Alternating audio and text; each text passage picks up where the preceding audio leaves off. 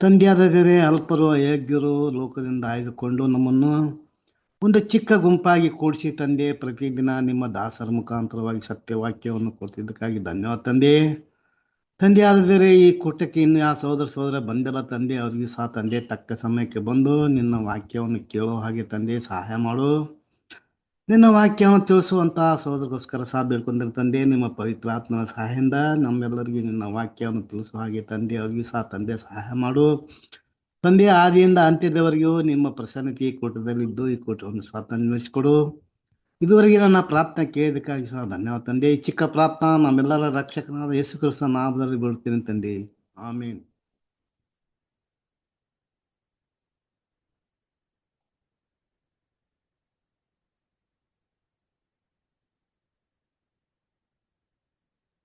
ಕೇಳ್ತಾ ಇಲ್ರಿ? ಓಕೆ, ಸಾರಿ. ಕೇಳಿಸ್ತಾ ಇದೆಯಾ? ವಾಯ್ಸ್ ಕೇಳಿಸ್ತಾ ಇದೆಯಾ? ಕೇಳ್ತಾ ಇದ್ದೀರಿ. ಓಕೆ. ಕ್ರಿಸ್ತನಲ್ಲಿ ಪ್ರೀತಿಯ ಸಹೋದರ ಸಹೋದರಿಯರೇ, ನಿಮ್ಮೆಲ್ಲರಿಗೂ ತಂದೆಯಾದ ದೇವರಿಂದಲೂ ಕರ್ತನಾದ ಯೇಸು ಕ್ರಿಸ್ತನ ಮೂಲಕ ಕೃಪೆಯು ಶಾಂತಿ ಉಂಟಾಗಲಿ. ಪ್ರೀತಿಯ ಸಹೋದರ ಸಹೋದರಿಯರೇ, ಈ ದಿನದಲ್ಲಿ ದೇವರ ಮಹಾಕೃಪೆಯಿಂದ ರೋಮಪುರದವರಿಗೆ ಬರೆದಂತ ಪತ್ರಿಕೆಯ ಮುಂದುವರೆದಂತ ಭಾಗವನ್ನು ನೋಡ್ಕೊತಿದೀವಿ. ಅಧ್ಯಾಯ 5 14ನೇ ವಾಕ್ಯವನ್ನ ಕೊನೆಯದಾಗಿ ನಿಲ್ಲಿಸಿದ್ವಿ. ಎಷ್ಟನೇ ಭಾಗವನ್ನು ನೋಡ್ಬೇಕಾಯ್ತು? 42 ಅಲ್ವಾ? 42ನೇ ಭಾಗವನ್ನು ನೋಡ್ಬೇಕಾಯ್ತು. ಕ್ರಿಸ್ತನ ಪ್ರೀತಿ ಸರಸರೇ, ಹೋದ ವಾರದಲ್ಲಿ ಕಳೆದ ಒಂದು ದಿನಗಳಲ್ಲಿ ನಾವು ರೋಮಪುರದವರಿಗೆ 5ನೇ ಅಧ್ಯಾಯ 14ನೇ ವಾಕ್ಯವನ್ನ ನೋಡ್ತಾ ಇದ್ವಿ. ಅದರಲ್ಲಿ ಮುಖ್ಯವಾಗಿ ನಾವು ನೋಡಿದಂತ ಒಂದು ವಿಷಯ ಏನಪ್ಪಾ ಅಂದ್ರೆ, ಧರ್ಮಶಾಸ್ತ್ರ ಅನ್ನೋಂತ ಒಂದು ವಿಷಯಕ್ಕೆ ಸಂಬಂಧಪಟ್ಟ ಹಾಗೆ ದೇವರು ಹೇಗೆ ಧರ್ಮಶಾಸ್ತ್ರಕ್ಕೆ ಅಧೀನರಾದವರನ್ನ ಆ ಒಂದು ಪಾಪದಲ್ಲಿ ಇಟ್ಟರು ಕೂಡ ದೇವರ ಮಹಾಕೃಪೆಯಿಂದ ಕರ್ತನಾದ ಯೇಸು ಕ್ರಿಸ್ತನ ಈಡು ಬಲಿಯ ಮುಖಾಂತರವಾಗಿ ಆ ಪಾಪದಿಂದ ಬಿಡಿಸುವಂತ ಒಂದು ವಿಷಯವನ್ನ ಕೂಡ ನಾವು ಸ್ಪಷ್ಟವಾಗಿ ನೋಡಿದ್ರೆ, ದೇವರ ಕೃಪಾ ವರವನ್ನ ಅಲ್ಲಿ ನೋಡ್ಬೇಕಾದ್ರೆ ಇಲ್ಲಿ ಒಂದು ಮಾತನ್ನ ಕೂಡ ಇಲ್ಲಿ ಸ್ಪಷ್ಟವಾಗಿ ಹೇಳ್ತಾ ಇದ್ರೆ, ಆದಾಮನು ಬರಬೇಕಾದ ಒಬ್ಬ ಆತನಿಗೆ ಸೂಚಕ ಪುರುಷನಾಗಿದ್ದನು ಅಂತ ಹೇಳ್ತಾರೆ ಅಲ್ವಾ? ಬರಬೇಕಾಗಿರುವಂತ ಒಬ್ಬನಿಗೆ ಸೂಚಕ ಪುರುಷನಾಗಿದ್ದನು. ಸೊ ನಮ್ಗೆ ಗೊತ್ತು ಇದು ಟಾಪಿಕ್ ಯಾರ ಬಗ್ಗೆ ಮಾತಾಡ್ತಿದ್ರ ಅಂತ ನೋಡ್ಬೇಕಾದ್ರೆ, ಮೊದಲನೇ ಆದಾಮನು, ಎರಡನೇ ಆದಾಮನಾಗಿರುವಂತಹ ಸೂಚಕ ಪುರುಷನು ನಮ್ಮ ಕರ್ತನಾದ ಯೇಸು ಕ್ರಿಸ್ತನ್. ದೇವರ ಯೋಜನೆಯಲ್ಲಿ ಒಂದು ವೇಳೆ ದೇವರು ಈ ಒಂದು ಪ್ಲಾನ್ ಅನ್ನ ಪೂರ್ವ ಯೋಜಿತವಾಗಿ, ಯಾವ ಪ್ಲಾನ್ ಅನ್ನ? ಒಂದೇ ಮನುಷ್ಯನಿಂದ ಮನುಷ್ಯ ಸಂತಾನವೆಲ್ಲವನ್ನು ಉಂಟು ಮಾಡಿ ಅವರು ಪಾಪ ಮಾಡಿದಾಗ ತನ್ನ ಮಗನನ್ನ ಕೊಟ್ಟು ಆತನ ಬಿಡಿಸ್ಬೇಕು ಅನ್ನೋಂತ ಒಂದು ಉದ್ದೇಶ, ಒಂದು ಪ್ಲಾನ್ ಆತನಿಗೆ ಪೂರ್ವ ಯೋಜಿತವಾಗಿ ಇಲ್ದೇ ಇದ್ರೆ ದೇವರು ಒಂದು ಮನುಷ್ಯನ ಮುಖಾಂತರವಾಗಿ ಮನುಷ್ಯನ ಸಂತತಿನ ಉಂಟು ಮಾಡ್ತಾ ಇದ್ರ ಅಂತ ಕೇಳಿದ್ರೆ ಖಂಡಿತವಾಗ್ಲೂ ಇಲ್ಲ. ಸೊ ಯಾಕೆ ದೇವ್ರು ಈ ರೀತಿ ಪ್ಲಾನ್ ಮಾಡ್ಬೇಕಾಯ್ತು ಅನ್ನೋದು ತುಂಬಾ ಮುಖ್ಯವಾದಂತ ವಿಷಯ. ನೋಡ್ರಿ, ಇಲ್ಲಿ ಧರ್ಮಶಾಸ್ತ್ರ ಅಂತ ಬಂದಾಗ, ಧರ್ಮಶಾಸ್ತ್ರ ಏನಪ್ಪಾ? ಧರ್ಮಶಾಸ್ತ್ರ ಹೇಳ್ತಾ ಇದೆ ನೀತಿ ನಿಯಮಗಳು. ಸೊ ಏನಿದು ನೀತಿ ನಿಯಮಗಳು ಅಂತ ತಗೊಂಡಾಗ, ಹೌದು, ಮನುಷ್ಯನು ಭೂಮಿಯಲ್ಲಿ ಬದುಕಿ ಬಾಳ್ಬೇಕಾದ್ರೆ, ಆತನ ಜೀವವನ್ನು ಉಳಿಸ್ಕೊಬೇಕಾದ್ರೆ ಕೆಲವೊಂದು ವಿಧಿ ವಿಧಾನಗಳನ್ನ ಫಾಲೋ ಮಾಡ್ಲೇಬೇಕು ಅನ್ನೋದು ಧರ್ಮಶಾಸ್ತ್ರದ ಪ್ರಕಾರ ಇರುವಂತ ವಿಷಯ. ಈಗ ಧರ್ಮಶಾಸ್ತ್ರವನ್ನ ತಗೊಂಡಾಗ, ಒಂದ್ ವೇಳೆ ಧರ್ಮಶಾಸ್ತ್ರದಲ್ಲಿರುವಂತ ಆಜ್ಞೆಗಳನ್ನ ಫಾಲೋ ಮಾಡದೇ ಇದ್ರೆ, ಅದನ್ನ ಯಾರು ಅನ್ವಯ ಮಾಡದೇ ಇದ್ರೆ ಜೀವಂತವಾಗಿರಕ್ಕಾಗಲ್ವಾ ಅನ್ನೋದು ಪ್ರಶ್ನೆ ತಗೊಂಡಾಗ ಸಾಧ್ಯತೆ ಹೇಗೆ ಅಂತ ಯೋಚನೆ ಮಾಡ್ಬೇಕಾಗುತ್ತೆ. ಈಗ ದೇವರು ಯಾವುದೋ ಒಂದು ಲಾ ಕೊಟ್ಟಿದ್ದಾರೆ ಅಂತ ಇಟ್ಕೊಳ್ಳಿ. ಫಾರ್ ಎಕ್ಸಾಂಪಲ್, ಈಗ ಭೂಮಿಯಲ್ಲಿ ತಗೊಂಡಾಗ ಪ್ರಪಂಚದಲ್ಲಿ ಹೆಲ್ಮೆಟ್ ಕೆಲವೊಂದು ಪ್ರದೇಶಗಳಲ್ಲಿ ಕಡ್ಡಾಯವಾಗಿದೆ, ಇನ್ನು ಕೆಲವೊಂದು ಪ್ರದೇಶಗಳಲ್ಲಿ ಹಿಂದೆ ಕುಳಿತಿರೋರು ಕೂಡ ಹೆಲ್ಮೆಟ್ ಹಾಕ್ಬೇಕಂತ ಕಡ್ಡಾಯವಾಗಿದೆ, ಕೆಲವೊಂದ್ ಕಡೆ ಕಡ್ಡಾಯ ಇಲ್ಲ. ಅಂದ್ರೆ ಏನಪ್ಪಾ ಇದರ ಅರ್ಥ? ಒಂದ್ ಕಡೆ ಕಡ್ಡಾಯ ಇದೆ, ಒಂದ್ ಕಡೆ ಕಡ್ಡಾಯ ಇಲ್ಲ. ಉದ್ದೇಶ ಏನು ನೋಡ್ರಿ? ಒಂದ್ ಕಡೆ ಹೆಲ್ಮೆಟ್ ಹಾಕದೇ ಇದ್ರು ಕೂಡ ಏನು ಅಪಾಯ ಇಲ್ಲ ಅಂದಾಗ ಯಾಕೆ ಹೆಲ್ಮೆಟ್ ಹಾಕ್ಬೇಕು ಅಂತ ಒಂದು ಪ್ರಶ್ನೆ ಬರುತ್ತೆ ಅಲ್ವಾ? ಈಗ ಹೆಲ್ಮೆಟ್ ಹಾಕೋದು ಯಾವ ಒಂದು ನಿಟ್ಟಿನಲ್ಲಿ ಎಲ್ಲಾ ಸುರಕ್ಷತೆ ಅಂದ್ರೆ, ಒಂದ್ ವೇಳೆ ನಾವೆಲ್ಲಾದ್ರೂ ಬಿದ್ರು ಏನೋ ಆದ್ರೂ ತಲೆಗೆ ಏಟಾದಾಗ ತಲೆಯನ್ನ ಕಾಪಾಡ್ಕೊಂಡಾಗ ಅದು ತುಂಬಾ ಮುಖ್ಯವಾದಂತ ಒಂದು ಭಾಗವಾಗಿದೆ. ಅದನ್ನ ಕಾಪಾಡೋಕೆ ಮೊದಲು ತಲೆಗೆ ಏಟು ಬೀಳುತ್ತೆ, ಅದನ್ನ ಕಾಪಾಡ್ಕೊಬೇಕಾಗುತ್ತೆ ಅನ್ನೋಂಥ ಉದ್ದೇಶದಿಂದ ಹೆಲ್ಮೆಟ್ ನ ಧರಿಸಿ ಅಂತ ಹೇಳ್ತಾ ಇದ್ರು. ಕೆಲವೊಂದ್ ಕಡೆ ಅದು ಇಲ್ಲ. ಅಂದ್ರೆ ಏನಪ್ಪಾ ಹೇಳ್ತಾ ಇದೀನಿ ಅಂದ್ರೆ, ಒಂದ್ ಕಡೆ ಹೆಲ್ಮೆಟ್ ಹಾಕಿದ್ರು ಹಾಕ್ಬೋದು, ಇಲ್ದಿದ್ರು ಇಲ್ಲ. ಹಾಗೆ ಧರ್ಮಶಾಸ್ತ್ರ ನಿಯಮಗಳು ಫಾಲೋ ಮಾಡಿದ್ರು ಮಾಡ್ಬೋದು, ಇಲ್ದಿದ್ರು ಇಲ್ಲ ಅನ್ನೋಂಥ ರೀತಿಯಲ್ಲಿ ಇದೆಯಾ ಅಂತ ನೋಡಿದಾಗ ಖಂಡಿತವಾಗ್ಲೂ ಆ ರೀತಿ ಇಲ್ಲ ಅನ್ನೋದನ್ನ ನೋಡ್ತೀವಿ. ಯಾವ ಒಂದು ವಿಷಯದಲ್ಲಿ ಅಂತ ನೋಡ್ಬೇಕಾದ್ರೆ, ಧರ್ಮಶಾಸ್ತ್ರದನ್ನ ಫಾಲೋ ಮಾಡ್ಲೇಬೇಕು ಅನ್ನೋಂಥ ಒಂದು ವಿಷಯನ ದೇವರು ಇಸ್ರೇಲ್ ಜನರಿಗೆ ಅದನ್ನ ಕಡ್ಡಾಯವಾಗಿ ಇಟ್ಟಿದ್ರು. ಈಗ ಪ್ರಶ್ನೆ ಏನಪ್ಪಾ ಅಂದ್ರೆ, ಇಸ್ರೇಲ್ ಜನರಿಗೆ ಕೊಟ್ಟಂತ ಧರ್ಮಶಾಸ್ತ್ರ ಇಸ್ರೇಲ್ ಜನರಿಗೆ ಮಾತ್ರ ಸೀಮಿತವಾಗಿರುತ್ತಾ, ಮತ್ತೆ ಬೇರೆ ಕೆಲವರಿಗೂ ಸೀಮಿತವಾಗುತ್ತಾ, ಬೇರೆ ಕೆಲವರಿಗೂ ದೇವ್ರು ಅದನ್ನ ಅನ್ವಯ ಮಾಡ್ತಾರ ಅನ್ನೋದು ಪ್ರಶ್ನೆ. ಅನ್ವಯ ಮಾಡ್ಬೇಕಾ ಮಾಡ್ಬಾರ್ದ, ಇಲ್ಲ ದೇವ್ರು ಮಾಡ್ತಾರ, ಮಾಡ್ಬೋದಾ ಮುಂದೊಂದು ದಿನ? ಮುಂದೊಂದ್ ದಿನ ಮಾಡ್ತಾರೆ ಬ್ರದರ್, ಮುಂದೆ ಅವ್ರಿಗೆ ಗೊತ್ತಾಗಂಗ್ ಮಾಡ್ತಾರೆ. ಹೌದು ಅಲ್ವಾ? ಈಗ ಸೊ 10ನೇ ಕ್ಲಾಸ್ ಓದ್ತಾರವ್ರು ಎಕ್ಸಾಮ್ ಬರ್ದಿದ್ರೆ, 1ನೇ ಕ್ಲಾಸ್ ಓದೋರು ಯಾವಾಗ ಎಕ್ಸಾಮ್ ಬರೀತಾರೆ? 10ನೇ ಕ್ಲಾಸ್ ಎಕ್ಸಾಮ್ 10ನೇ ಕ್ಲಾಸ್ ಹೋದಾಗ ಎಕ್ಸಾಮ್ ನ ಬರಿಬೇಕು. ಅದೇ ಸಿಲೆಬಸ್ ನ ಓದ್ಬೇಕು. ಈಗ ಇಸ್ರೇಲ್ ಜನರು 10ನೇ ಕ್ಲಾಸ್ ಅಲ್ಲಿ ಇದ್ದಾರೆ. ಓಕೆ, ಅವ್ರ ಧರ್ಮಶಾಸ್ತ್ರ ಅವ್ರು ಕೊಡಪಡಿದೆ, ಆ ಟಾಪಿಕ್ ಆ ಪುಸ್ತಕ ಅವ್ರ ಕೈಯಲ್ಲಿ ಇದೆ, ಈಗ ಬರ್ದಿದ್ದಾರೆ.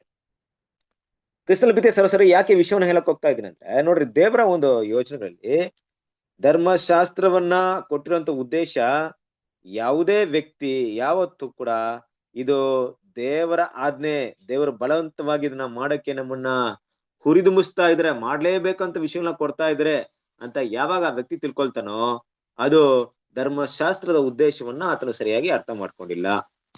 ಬದಲಾಗಿ ಕ್ರಿಸ್ತನ ಪ್ರೀತಿಯ ಸರಸೊರೆಯರೆ, ಧರ್ಮಶಾಸ್ತ್ರ ನನಗೋಸ್ಕರ ಕೊಡಲ್ಪಟ್ಟಿದೆ, ನಾನು ಅದನ್ನು ಫಾಲೋ ಮಾಡೋದ್ರಿಂದ ನೀತಿವಂತನಾಗಿರ್ತೇನೆ ಅಂತ ಯಾವಾಗ ವ್ಯಕ್ತಿ ಅರ್ಥ ಮಾಡ್ಕೊಳ್ತಾನೋ, ಖಂಡಿತವಾಗ್ಲೂ ಅದರಿಂದ ಅವನಿಗೆ ಏನಿರುತ್ತೆ? ಪ್ರಯೋಜನ ಇದ್ದೇ ಇರುತ್ತೆ. ನೀವು ಅದನ್ನ ಯಾವ ರೀತಿಲಿ ಬೇಕಾದ್ರೆ ಅನ್ವಯ ಮಾಡ್ಬೋದು ಅಲ್ವಾ? ಈಗ ನೋಡ್ರಿ, ಕೆಲವೊಂದು ವಿಷಯ ನಾವು ಮಕ್ಕಳಿಗೆ ಆಗ್ಲಿ ಬೇರೆಯವ್ರಿಗಾಗ್ಲಿ ಅದರಿಂದ ಬರುವಂತ ಅಪಾಯವನ್ನ ಮುಂಚಿತವಾಗಿ ತಿಳಿದಿರೋದ್ರಿಂದ ಈ ವಸ್ತುಗಳನ್ನ ತಿನ್ಬೇಡಿ ಇಲ್ಲವೇ ಮುಟ್ಬೇಡಿ ಅಂತ ಅವ್ರಿಗೆ ನಿರಾಕರಿಸಿದಾಗ, ಅವರಿಗೆ ಮೆಚ್ಚುಗೆ ಅಂತ ವಿಷಯವನ್ನ ನಾವು ನಿರಾಕರಿಸಿದಾಗ ಆ ಕ್ಷಣದಲ್ಲಿ ಅವ್ರಿಗೆ ಸಂತೋಷವಾಗುತ್ತಾ? ಅದು ಎಲ್ಲರೇ ಸಂತೋಷ ಆಗಲ್ಲ, ಇಲ್ಲ. ಆಗೋದಿಲ್ಲ, ಅಲ್ವಾ? ತುಂಬಾ ಕೋಪ ಬರುತ್ತೆ ನಮ್ಮ ಮೇಲೆ, ಏನೋ ಇಷ್ಟು ಏನ್ ಮಾಡ್ಬಾರ್ದಂತ, ಹಂಗ್ ಮಾಡ್ಬಾರ್ದಂತ, ಹಿಂಗ್ ಮಾಡ್ಬಾರ್ದಂತ. ಹಾಗಂತ ಪ್ರೀತಿ ಮಾಡೋಂತ ಅವ್ರ ಮೇಲೆ ಪ್ರೀತಿ ಇಟ್ಟಿರುವಂತ ನಾವು ಆಯ್ತಪ್ಪ ಅನುಭವಿಸ್ಕೊಂಡು ಹೋಗ್ರಿ ಅಂತ ಬಿಡಕ್ಕೂ ನಮ್ ಕೈಯಲ್ಲಿ ಆಗಲ್ಲ. ಯಾಕಂದ್ರೆ ಇನ್ನೊಂದು ನಮ್ ಕಷ್ಟವಾದಂತ ವಿಷಯ ಏನಪ್ಪಾ ಅಂದ್ರೆ, ಇದು ಅವ್ರಿಗೆ ಕಷ್ಟ ಅಂತ ನನಗ್ ಗೊತ್ತಿದೆ, ಆದ್ರೆ ನಾನು ನಿರಾಕರಿಸಿದ ಅವ್ರು ನನ್ನ ಮೇಲೆ ಕೋಪಗೊಳ್ತಾ ಇದಾರೆ, ಆದ್ರೆ ಇದು ಒಳ್ಳೇದಂತ ಅವ್ರಿಗೆ ತಿಳಿಸೋದು ಹೇಗೆ ಅನ್ನೋದು ಕೂಡ ತುಂಬಾ ಮುಖ್ಯವಾದಂತ ಒಂದು ಭಾಗ. ಕರೆಕ್ಟ್ ಅಲ್ವಾ? ನೋಡ್ರಿ, ದೇವ್ರು ಇದೇ ಭಾಗವನ್ನ ಇಲ್ಲಿ ತಗೊಂಡಿದ್ದಾರೆ. ಏನ್ ತಗೊಂಡಿದ್ದಾರೆ ಅಂದ್ರೆ, ಇಡೀ ಲೋಕಕ್ಕೆ ದೇವರ ಆಜ್ಞೆಯನ್ನ ಮೀರಿ ನಡೆದ್ರೆ ಏನಾಗುತ್ತೆ ಅಂದ್ಬಿಟ್ಟು ಇಡೀ ಲೋಕಕ್ಕೆ ಆ ಒಂದು ಧರ್ಮಶಾಸ್ತ್ರ ಕೊಟ್ಟು ಪರೀಕ್ಷೆ ಮಾಡದೆ, ಒಂದೇ ಒಂದು ಜನಾಂಗಕ್ಕೆ ಮಾತ್ರ ಕೊಟ್ಟು ಅದರ ಪರಿಣಾಮನ ಇಡೀ ಲೋಕವನ್ನ ನೋಡಕ್ಕೆ ಒಂದು ಅವಕಾಶನ ಕೊಟ್ಬಿಟ್ಟಿದ್ದಾರೆ. ಯಾಕಂದ್ರೆ ಅವರಿಗೆ ಆಗುವಂತ ವಿಷಯದ ಮೂಲಕ, ಅಂದ್ರೆ ಧರ್ಮಶಾಸ್ತ್ರವನ್ನ ಮೀರಿ ನಡೆದಾಗ, ಧರ್ಮಶಾಸ್ತ್ರ ಅಂದ್ರೆ ಏನೋ ಇಸ್ರೇಲ್ ಜನರಿಗೆ ಒಂದು ದಶಾಜ್ಞೆ ಕೊಟ್ಟಿದ್ದಾರಂತೆ ದೇವ್ರು, ಹಂಗಂತಲ್ಲ. ಪ್ರತಿ ಮನುಷ್ಯನ ಜೀವನದಲ್ಲಿ ಇರ್ಬೇಕಂತ ವಿಷಯ. ಅವರು ಸುಳ್ಳು ಹೇಳ್ಬಾರ್ದು ಅಂತ ದೇವ್ರು ಆಜ್ಞೆ ಕೊಟ್ಟಿದ್ದಾರೆ. ನಾನು ಸುಳ್ಳು ಹೇಳ್ಬಹುದು ಅಂತಲ್ಲ, ಸುಳ್ಳು ಹೇಳಿದ್ರೆ ಎಲ್ಲಾ ಮನುಷ್ಯನಿಗೂ ಅಪಾಯನೇ ಅಲ್ವಾ? ಕೊಲೆ ಮಾಡಿದ್ರು ಎಲ್ಲರಿಗೂ ಅಪಾಯ. ನೋಡ್ರಿ, ಇಲ್ಲಿ ಕಾನ್ಶಿಯಸ್ ಅನ್ನೋದು ತುಂಬಾ ಮುಖ್ಯ, ನಮ್ಮ ಮನಸ್ಸಿನ ಮನೋಭಾವನೆ ಮುಖ್ಯ ಅಲ್ವಾ? ಒಬ್ಬ ವ್ಯಕ್ತಿ ಸುಳ್ಳು ಹೇಳ್ತಾನಂದ್ರೆ ಕಾರಣಾಂತರಗಳಿಂದ ಸುಳ್ಳು ಹೇಳ್ಬಹುದು. ಏನೋ ಒಂದು ವಿಷಯ ನೋಡಿ, ಬೈಬಲ್ ಸತ್ಯದಲ್ಲಿ ಹೇಳ್ಬೇಕಾದ್ರೆ ಒಬ್ಬ ವ್ಯಕ್ತಿ ಅವನೇನ್ ಮಾಡ್ತಾನೆ, ಯಾವುದೋ ಒಂದು ಕಾರಣಕ್ಕೋಸ್ಕರ ಸುಳ್ಳು ಹೇಳ್ಬೋದು, ಒಳ್ಳೆ ಉದ್ದೇಶಕ್ಕೋಸ್ಕರ ಸುಳ್ಳು ಹೇಳ್ಬೋದು, ಅದು ಬೇರೆ ವಿಷಯ. ಬಟ್ ಸುಳ್ಳು ಅಂತ ಒಂದು ಗುಣವೇ ಬೆಳೆದು ಬಿಟ್ಟಿದ್ರೆ ಅದು ಆತನ ಭಾವನೆಗಳನ್ನ ಎಷ್ಟು ಮಟ್ಟಿಗೆ ಅದು ಕೆಟ್ಟದಾಗಿ ನಡೆಸುತ್ತೆ ಅಲ್ವಾ? ನೋಡ್ರಿ, ಅವನ ಮನೋಭಾವನೆಯನ್ನ ಎಷ್ಟು ಚೇಂಜ್ ಮಾಡಿರುತ್ತೆ, ಅವನ ಎಷ್ಟು ಕರಪ್ಟ್ ಆಗಿರ್ತಾನೆ. ಮುಂದೊಂದು ದಿನ ದೇವರ ಆ ವ್ಯಕ್ತಿನ ಬದಲಾವಣೆ ಮಾಡ್ಬೇಕಾದ್ರೆ ಎಷ್ಟು ವಿಷಯಗಳನ್ನ, ಎಷ್ಟು ಅದರ ಒಂದು ಪರಿಣಾಮವನ್ನು ಆತನಿಗೆ ತಿಳಿಯಲ್ಬೇಕಾಗುತ್ತೆ. ನೋಡ್ರಿ, ದೇವರು ಪಾಪವನ್ನ ಲೋಕದಲ್ಲಿ ಬಿಟ್ಟು ಅದು ತುಂಬಾ ತೀವ್ರವಾಗಿ ಬೆಳೆದ ಮೇಲೆ ಅದನ್ನ ಕಂಟ್ರೋಲ್ ಮಾಡಕ್ಕೆ ದೇವ್ರ ಕೈ ಆಗ್ತಾ ಇಲ್ಲ. ಬದಲಾಗಿ ಧರ್ಮಶಾಸ್ತ್ರವನ್ನ ಕೊಟ್ಟಾಗ ಧರ್ಮಶಾಸ್ತ್ರದ ಪ್ರಕಾರ ತಪ್ಪು ಮಾಡಿದವರಿಗೆ ಧರ್ಮಶಾಸ್ತ್ರ ಪ್ರಕಾರ ಶಿಕ್ಷಣ ಕೊಡ್ತಾರೆ. ಧರ್ಮಶಾಸ್ತ್ರವಿಲ್ಲದೆ ಇದ್ದವ್ರು ತಪ್ಪು ಮಾಡಿದಾಗ್ಲೂ ಕೂಡ ನಿಮ್ಗೆ ಧರ್ಮಶಾಸ್ತ್ರ ಗೊತ್ತಿಲ್ಲ, ಮಾಡ್ಕೊಂಡು ಹೋಗ್ರಿ ಅಂತ ಬಿಡದ ಅವ್ರಿಗೂ ಕೂಡ ಶಿಕ್ಷಣ ಕೊಟ್ಬಿಡ್ತಾರೆ. ಉದ್ದೇಶ ಏನಪ್ಪಾ ಅಂದ್ರೆ, ಧರ್ಮಶಾಸ್ತ್ರ ಗೊತ್ತಿರೋರು ಪಾಪ ಮಾಡಿದ್ರು ಕೂಡ ಪಾಪದಲ್ಲಿ ತುಂಬಾ ದಿನ ಹೋಗ್ಬಾರ್ದು, ಗೊತ್ತಿಲ್ಲದೆ ಪಾಪ ಮಾಡಿದ್ರು ಕೂಡ ನೀವು ಕೂಡ ಪಾಪದಲ್ಲಿ ಹೋಗಂಗಿಲ್ಲ. ಕಾರಣ ಇಷ್ಟೇ, ಮುಂದೊಂದು ದಿನ ನಾನಿಟ್ಟಿರುವಂತ ರಕ್ಷಣೆಯ ದಿನ, ಅಂದ್ರೆ ಇಡೀ ಲೋಕಕ್ಕೆ ನಾನು ಕೊಡುವಂತ ಒಂದು ನೂತನ ಮತ್ತೆ ಜೀವನ ಪಡ್ಕೊಳ್ಳುವಂತ ಸಮಯದಲ್ಲಿ ನಾನು ನಿಮ್ಮ ದೇಹವನ್ನ ನಿಮಗೆ ಕೊಟ್ಬಿಡ್ತೀನಿ, ಅದ್ರಲ್ಲಿ ಆಶ್ಚರ್ಯ ಏನೂ ಇಲ್ಲ. ನಿಮ್ಮ ಉಸಿರನ್ನ ಕೊಟ್ಬಿಡ್ತೀನಿ. ಆದ್ರೆ ಇಲ್ಲಿವರೆಗೂ ನೀವು ಬೆಳೆಸ್ಕೊಂಡ್ ಬಂದಿದ್ದೀರಲ್ಲ, ನಿಮ್ಮ ಮನಸ್ಸು ಅದು ತೀರಾ ಕೆಟ್ಟದಾಯಿತು ಅಂದ್ರೆ ನೀವು ಮತ್ತೆ ಒಂದು ಜೀವವನ್ನ ಪಡ್ಕೊಳ್ಳುವಂತ ಗುಣಗಳನ್ನ ಬೆಳೆಸ್ಕೊಳ್ಳೋಕೆ ತುಂಬಾ ಕಷ್ಟ ಪಡ್ಬೇಕಾಗುತ್ತೆ. ಈಗ ಪುನರ್ತನದಲ್ಲಿ ಸದಾಮ್ ಹುಸೇನ್ ಎದ್ ಬರ್ತಾರೆ, ಒಸಾಮಾ ಬಿನ್ ಲಾಡೆನ್ ಎದ್ ಬರ್ತಾರೆ, ಮೈಂಡ್ ಎಲ್ಲ ಫುಲ್ ಚೇಂಜ್ ಆಗಿರುತ್ತೆ, ಹಾರ್ಟ್ ಎಲ್ಲ ಚೇಂಜ್ ಆಗಿರುತ್ತೆ, ಅವ್ರಿಗೆ ಒಳ್ಳೆ ಹೃದಯ ಇರುತ್ತೆ, ಅವ್ರಿಗೆ ಒಮ್ಮೆಗೆ ಇರಂಗಲ್ರಿ, ಇರಲ್ಲ. ಹೆಂಗ್ ಸತ್ತಿರ್ತಾರ ಹಂಗೆ ಬಂದಿರ್ತಾರ. ಕರೆಕ್ಟಾ? ಹೌದ್ರಿ. ಅಂದ್ರೆ ಈ ಒಂದು ಗುಣಗಳನ್ನ ಬದಲಾಯಿಸುವಂತ ವಿಷಯವನ್ನ ದೇವರು ಪ್ರತಿಯೊಬ್ಬ ಮನುಷ್ಯನಿಗೂ ಅದಕ್ಕೆ ಸಹಾಯಕವಾದಂತ ವಿಷಯಗಳನ್ನ ಕೊಡ್ಬೋದೇ ಹೊರತು ಅದನ್ನ ಬದಲಾಯಿಸ್ಕೊಳ್ಳುವಂತ ಕೆಲಸ ಪ್ರತಿಯೊಬ್ಬ ಮನುಷ್ಯನು ತನ್ನದೇ ಆಗಿರುತ್ತೆ. ಕರೆಕ್ಟಾ? ನಿಮಗಾಗ್ಲಿ ನಮಗಾಗ್ಲಿ ಗುಣವನ್ನ ಬದಲಾಯಿಸ್ಕೊಳ್ಳಿಕ್ಕೆ ದೇವರು ಹೊರಗಿನ ವಿಷಯವನ್ನು ಕೊಡ್ಬೋದು. ದೇವರು ಪವಿತ್ರಾತ್ಮ ಕೊಡ್ಬೋದು ಅಲ್ವಾ? ದೇವ್ರು ಇನ್ನೂ ಕೂಡ ಸತ್ಯದ ಜ್ಞಾನವನ್ನು ಕೊಡ್ಬೋದು, ಎಲ್ಲಾನು ಕೊಡ್ಬೋದು ಕ್ರಿಸ್ತನ ವಿದ್ಯಾಭ್ಯಾಸ. ಆದ್ರೆ ಬದಲಾವಣೆ ಮಾಡ್ಕೊಳ್ಳುವಂತ ಕೆಲಸ ಯಾರ ಕೈಲಿದೆ? ನನ್ ಕೈಲಿದೆ. ನನ್ ಗುಣವನ್ನ ದೇವ್ರ ಬದಲಾವಣೆ ಮಾಡಕ್ ಹೋಗಲ್ಲ. ಬದಲಾವಣೆ ಮಾಡೋದಕ್ಕೆ ಬೇಕಾದ್ರೆ ಮಾರ್ಗದಲ್ಲಿ ನಡೆಸ್ಬೋದು. ಈ ಮಾರ್ಗದಲ್ಲಿ ನಡ್ಕೊಂಡು ಹೋದ್ರೆ ನೀನ್ ಬದಲಾವಣೆ ಆಗ್ತೀಯ ಅಂತ ದೇವ್ರು ಕರ್ಕೊಂಡು ಹೋಗ್ಬೋದು. ಆದ್ರೆ ಆ ಮಾರ್ಗದಲ್ಲಿ ನಡಿಬೇಕಾದ್ರೆ ಕೂಡ ಏನ್ ಮಾಡ್ಬೇಕು? ಬದಲಾವಣೆ ಮಾಡುವಂತ ಕೆಲಸ ಯಾರ ಕೈಲಿರುತ್ತೆ? ನಮ್ ಕೈಯಲ್ಲೇ ಇರುತ್ತೆ. ಹಾಗಿರ್ಬೇಕಾದ್ರೆ ನೋಡಿ, ದೇವರು ಮಾಡಿದಂತ ವಿಷಯ ಏನಪ್ಪಾ ಅಂದ್ರೆ, ದೇವರ ಆಜ್ಞೆಯನ್ನ ಮೀರಿ ನಡೆದಾಗ ಪಾಪವು ಲೋಕಕ್ಕೆ ಬಂತು. ಆದ್ರೆ ದೇವರು ಮತ್ತೊಂದು ಪ್ಲಾನ್ ಏನ್ ಮಾಡಿದ್ರಂದ್ರೆ, ಮತ್ತೆ ಇವರಿಗೆ ಪುನರ್ತನ ಕೊಟ್ಟಾಗ ಇವರಲ್ಲಿ ಏನ್ ನಡೆಯುತ್ತೆ ಅಂದ್ರೆ, ಮೊದಲೇ ಪಾಪದ ಒಂದು ವಿಷಯಗಳಿಂದ ಕಲ್ತಿರುವಂತ ಅನುಭವ ಅವರ ಮನಸ್ಸಲ್ಲಿ ಇರುತ್ತೆ. ಪಾಪವನ್ನ ಮಾಡಿ ಪಾಪದಿಂದ ಬಂದಿರುವಂತ ಒಂದು ಶಿಕ್ಷೆಯ ಅನುಭವ ಕೂಡ ಮನಸ್ಸಲ್ಲಿ ಇರುತ್ತೆ. ಆ ಮನಸ್ಸಲ್ಲಿ ಇದ್ರುವಂತ ಅನುಭವದ ಮೂಲಕ ಮತ್ತೆ ಅವಕಾಶ ಕೊಟ್ರೆ ಅವ್ರು ಏನ್ ಕಲಿಬಹುದು ಅಂದ್ರೆ, ನೀತಿಯ ಮಾರ್ಗವನ್ನ ಕಲಿಬಹುದು. ರೈಟಾ? ನೋಡ್ರಿ, ಇಲ್ಲಿ ದೇವ್ರು ಮಾಡಿದಂತ ಒಂದು ಪ್ಲಾನ್ ಹೀಗೆ. ಈ ಪ್ಲಾನ್ ಅಲ್ಲಿ ದೇವ್ರು ಇಟ್ಟಿರುವಂತ ಒಂದು ವಿಷಯ ಏನೆಲ್ಲ ಮಾಡಿದಾರೆ ಅಂದ್ರೆ, ಒಂದ್ ವ್ಯಕ್ತಿ ಇವತ್ತು ಪಾಪ ಮಾಡ್ತಾನಂದ್ರೆ ಆ ವ್ಯಕ್ತಿ ಅದು ಪಾಪ, ಅದು ತಪ್ಪು ಅಂತ ಆ ವ್ಯಕ್ತಿಗೆ ಯಾವಾಗ ಗೊತ್ತಾಗ್ಬೇಕು? ಆತನ ಜೀವಂತವಾಗಿರುವಾಗಲೇ ಗೊತ್ತಾಗ್ಬೇಕು. ಕರೆಕ್ಟಾ? ಕೆಲವ್ರಿಗಂತೂ ಗೊತ್ತಾಗ್ಬಿಡತ್ತೆ. ಈಗ ಕೆಲವರು ಪಾಪ ಮಾಡ್ತಾ ಇದ್ದಾಗ ಯಾವುದೇ ಶಿಕ್ಷೆ ಬರಲಿಲ್ಲ. ಫಾರ್ ಎಕ್ಸಾಂಪಲ್, ಯಾವುದೇ ರೋಗ ಬರಲಿಲ್ಲ, ಪ್ರಪಂಚದಿಂದ ಯಾವುದೇ ಒಂದು ಶಿಕ್ಷೆನೂ ಆತನಿಗೆ ಆಗ್ಲಿಲ್ಲ, ಯಾರು ಏನು ಆತನಿಗೆ ಕೇಡು ಮಾಡಿಲ್ಲ, ಆತನ ಯಾರು ಕೊಲೆ ಮಾಡಿಲ್ಲ, ಸಾಯಿಸ್ಲಿಲ್ಲ, ಸಮಾಧಾನವಾಗಿ ಸಾಯ್ತಾನೆ ಅಂತ ಇಟ್ಕೊಳ್ಳಿ. ಆಗ ಆ ವ್ಯಕ್ತಿ ಪಾಪದ ತಪ್ಪನ ಮನವರಿಕೆ ಮಾಡ್ಕೊಳ್ತಾನ?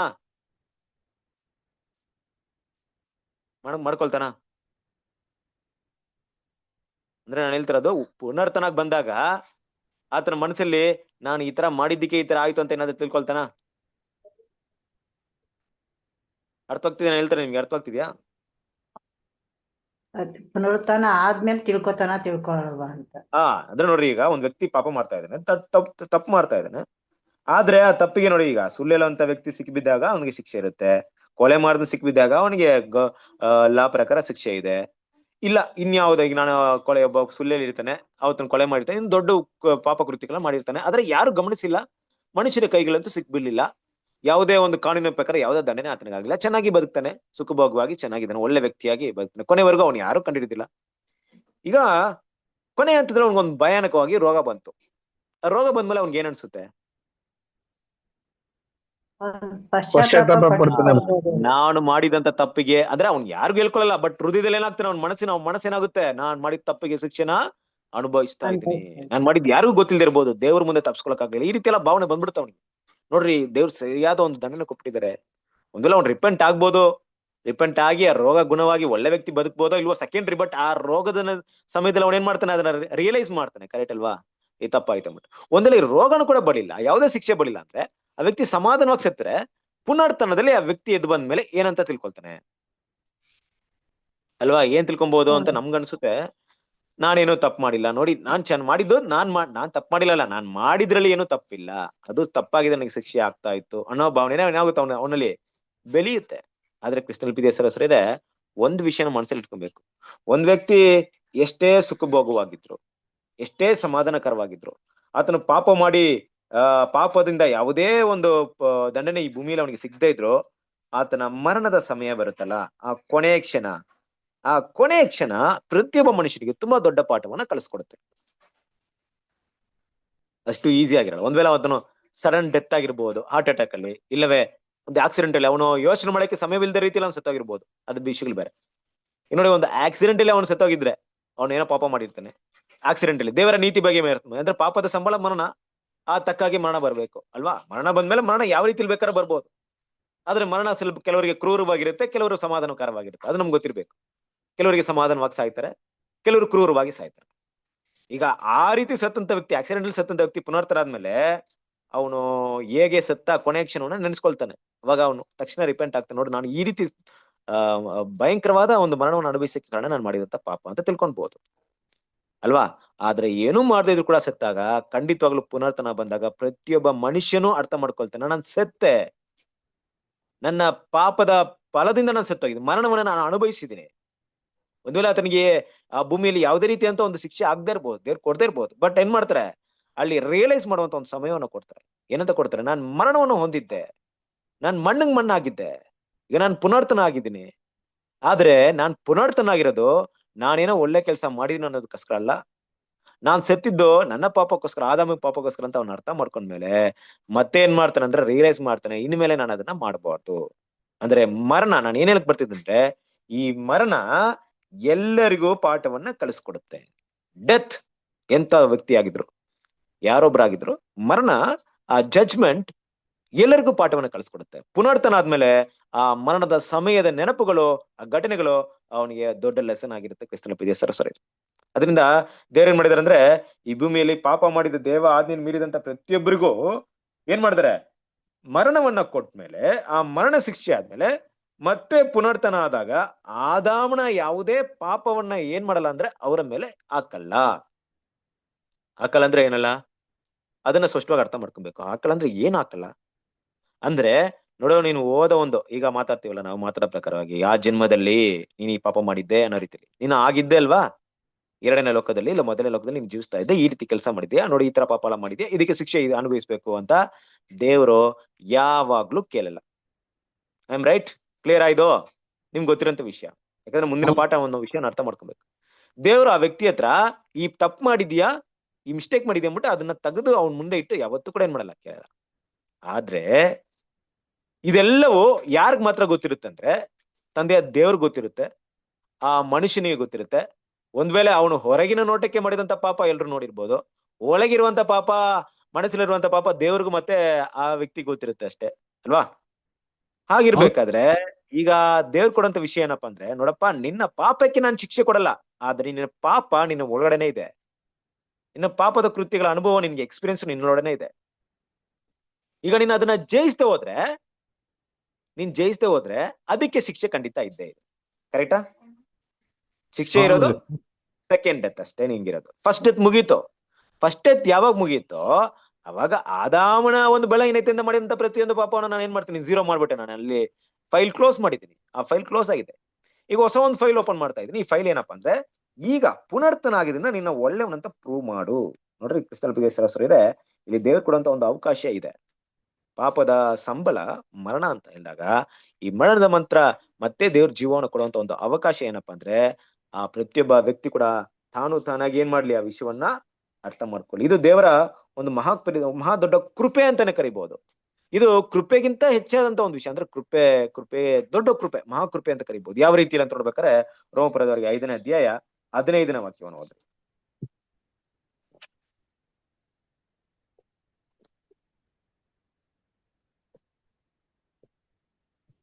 ಆದರೆ ಆ ಅಪರಾಧದ ಸಂಗತಿಗೂ ದೇವರ ಕೃಪಾದಾನದ ಸಂಗತಿಗೂ ಬಹಳ ಹೆಚ್ಚು ಕಡಿಮೆ ಉಂಟು.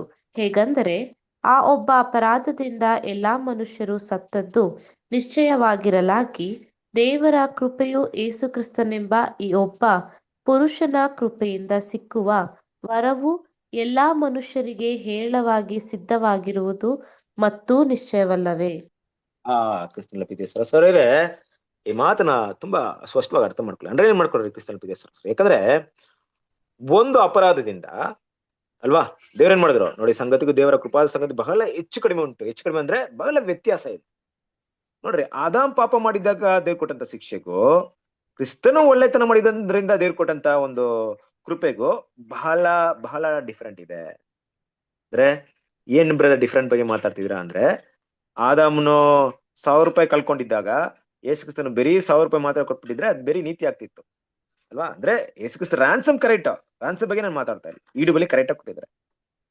ಆದ್ರೆ ಅದಕ್ಕಿಂತ ಹೆಚ್ಚಾದ ಕೂಡ ಕೃಪೆಯನ್ನು ಕೂಡ ಏನ್ ಮಾಡಿದ್ದಾರೆ, ಕೊಟ್ಟಿದ್ದಾರೆ. ಈ ಕೃಪೆಯನ್ನು ತುಂಬಾ ನಾವು ಅರ್ಥ ಮಾಡ್ಕೊಬೇಕು. ಏನ್ ಹೇಳಕ್ ಬರ್ತಾ ಇದೀನಿ, ಸಿಂಪಲ್ ನೋಡ್ರಿ, ಇಲ್ಲಿ ಅರ್ಥ ಮಾಡ್ಕೊಳ್ಳೋಣ. ನೋಡ್ರಿ, ಒಂದು ಅಪರಾಧ ಮಾಡಿದ್ರು ಆದಾಮ್ ಮಾಡಿದ್ರಿಂದ ದೇವ್ರ ಏನ್ ಮಾಡಿದ್ರು, ನೀನು ತಿಂದ ದಿನ ಸತ್ತೇ ಸಾಯಿವೆ ಅಂತ ಹೇಳಿದ್ರು. ಕರೆಕ್ಟ್ ಅಲ್ವಾ? ಈಗ ತಿಂದ ದಿನ ಸತ್ತೇ ಸಾಯಿವೆ ಅಂತ ಹೇಳಿದಾಗ ಅದೇ ಪ್ರಕಾರ ಆದಾಮ್ ಏನ್ ಮಾಡಿದ್ರು, ಸತ್ತೋದ್ರು. 930 ವರ್ಷ ಬದುಕಿ ಸತ್ತೋಗ್ಬಿಟ್ರು. ನಂತರ ಆತನ ಸಂತಾನದವರೆಲ್ಲರೂ ಆದಾಮನಿಂದ ಮರಣಕ್ಕೆ ಒಳಗಾದ್ರು. ಈಗ ದೇವ್ರ ಏನ್ ಮಾಡಿರ್ಬೇಕು, ಹೌದು. ಆದಮ್ಗೆ ನೀತಿಯಾಗಿ ಕೊಡಂಗಿದೆ. ನೀತಿಯಾದ ಒಂದು ಜಜ್ಮೆಂಟ್ ಹೆಂಗಿರ್ಬೇಕಂದ್ರೆ, ಆಯ್ತಪ್ಪ ನೀನು ಪಾಪ ಮಾಡಿ ಸುತ್ತೋಗ್ಬಿಟ್ಟೆ. ಒಂದ್ ವೇಳೆ ನಿನಗೆ ಪೂರ್ಣ ತಿಳುವಳಿಕೆಯಲ್ಲಿ ಇಲ್ದಿರ್ಬೋದು, ಇಲ್ಲ ನಿನ್ನ ಸಂತಾನ ಅದನ್ನ ತಿಳ್ಕೊಳ್ಳುವಂತ ಆ ಒಂದು ಅವಕಾಶ ಸಿಕ್ಕದೇ ಇರ್ಬೋದು. ಆದ್ರಿಂದ ನಾನು ಮಾಡಿರೋ ಪ್ಲಾನ್ ಪ್ರಕಾರ ಒಬ್ಬ ಮನುಷ್ಯನ ಕಳಿಸ್ತೀನಿ. ಆ ಮನುಷ್ಯ ಯಾವ ರೀತಿ ಇರ್ತಾನೆ ಅಂದ್ರೆ, ನಿನಗೆ ಪರಿಪೂರ್ಣವಾದ ಮನುಷ್ಯನಾಗಿರ್ತಾನೆ. ಆತನು ತನ್ನ ಪ್ರಾಣವನ್ನು ಕೊಡಕ್ಕೆ ಸಿದ್ಧ ಆಗಿರ್ತಾನೆ. ತನ್ನ ಪ್ರಾಣವನ್ನು ಕೊಟ್ಬಿಡ್ತಾನೆ ನಿಮ್ಗೆ. ನಿನಗೆ ಈಕ್ವಲ್ ಕರಸ್ಪಾಂಡಿಂಗ್ ಪ್ರೈಸ್ ನ ಕೊಡಕ್ಕೆ ಸಿದ್ಧವಾಗಿದ್ರೆ ಕೊಟ್ಬಿಡ್ತಾರೆ. ಕೊಟ್ಟಿದ್ರಿಂದ ಏನಾಗುತ್ತೆ, ಮತ್ತೆ ನೀನು ಪುನರ್ತನವಾಗಿ ಬರ್ತೀಯ. ನೀನು ಪುನರ್ತನಾಗಿ ಬಂದ್ಮೇಲೆ ಈಗ ಎಲ್ರಿಗೂ ಜೀವ ಬಂದ್ಬಿಡ್ತು. ಈಗ ಏನಾಯ್ತು, ಆತನ ಲೈಫ್ ಕೊಟ್ಮೇಲೆ ಎಲ್ರಿಗೂ ಜೀವ ಬಂದ್ಬಿಡ್ತು. ಇವಾಗ ಜೀವ ಬಂದ್ಮೇಲೆ ನಿಮಗೆ ಏನಿದೆಯಪ್ಪ ಅಂದ್ರೆ, ನಿಮಗೆ ಆ ಒಂದು ಪಾಪದಿಂದ ಸತ್ತಿರುವಂತ ಅನುಭವ ಇದೆ. ಆ ಅನುಭವ ನಿಮ್ಗೆ ಏನ್ ಕೊಡುತ್ತಂದ್ರೆ, ಮತ್ತೆ ಅದೇ ನೀತಿ ನಿಮ್ಮ ಮುಂದೆ ಇಡುತ್ತೆ. ಏನ್ ನೀತಿ ಇರುತ್ತೆ, ಪಾಪದ ಸಂಬಳ ಮರಣ ಅನ್ನೋಂತ ನೀತಿ ಅಳಿಸೋಗಲ್ಲ, ಬದಲಾವಣೆ ಆಗಲ್ಲ.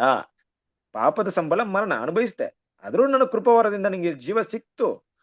ಆದ್ರೆ ಇನ್ಮೇಲೆ ನೀನ್ ತಿಳ್ಕೊಳ್ಳೋ ಪ್ರಕಾರವಾಗಿ ಒಂದ್ ವೇಳೆ ಆಯ್ತಪ್ಪ ದೇವ್ರು ಮೊದ್ಲಿಟ್ಟಿದ ಪ್ರಕಾರ ಮತ್ತೆ ಪರೀಕ್ಷೆ ಇಡಲ್ವಾ ಅಂದ್ರೆ ಖಂಡಿತ ಇಲ್ಲ. ಮತ್ತೆ ಜೀವಕ್ಕೆ ಯೋಗ್ಯನಾಗಿರ್ಬೇಕಂದ್ರೆ ಏನ್ ಮಾಡ್ಬೇಕು, ಪರೀಕ್ಷೆಯಲ್ಲಿ ಮತ್ತೆ ಪಾಸ್ ಆಗ್ಲೇಬೇಕು. ಮುಂದೆ ಒಂದ್ ಪರೀಕ್ಷೆ ಅವ್ರಿಗೆ ಇಡ್ಲೇಬೇಕು. ಆದಮ್ಗೂ ಅಷ್ಟೇ, ಯಾರೆಲ್ಲ ಮತ್ತೆ ಜೀವಂತವಾಗಿ ಬರ್ತಾರೋ ಅವರು ಬಂದಿರುವಂತ ಜೀವ ಶಾಶ್ವತವಾದಂತ ಜೀವ ಅಲ್ಲ, ಜೀವವನ್ನು ಪಡ್ಕೊಳ್ಳಕ್ಕೆ ಸಿದ್ಧತೆ ನಡೆಸುವಂತ ಜೀವವಾಗಿರುತ್ತೆ.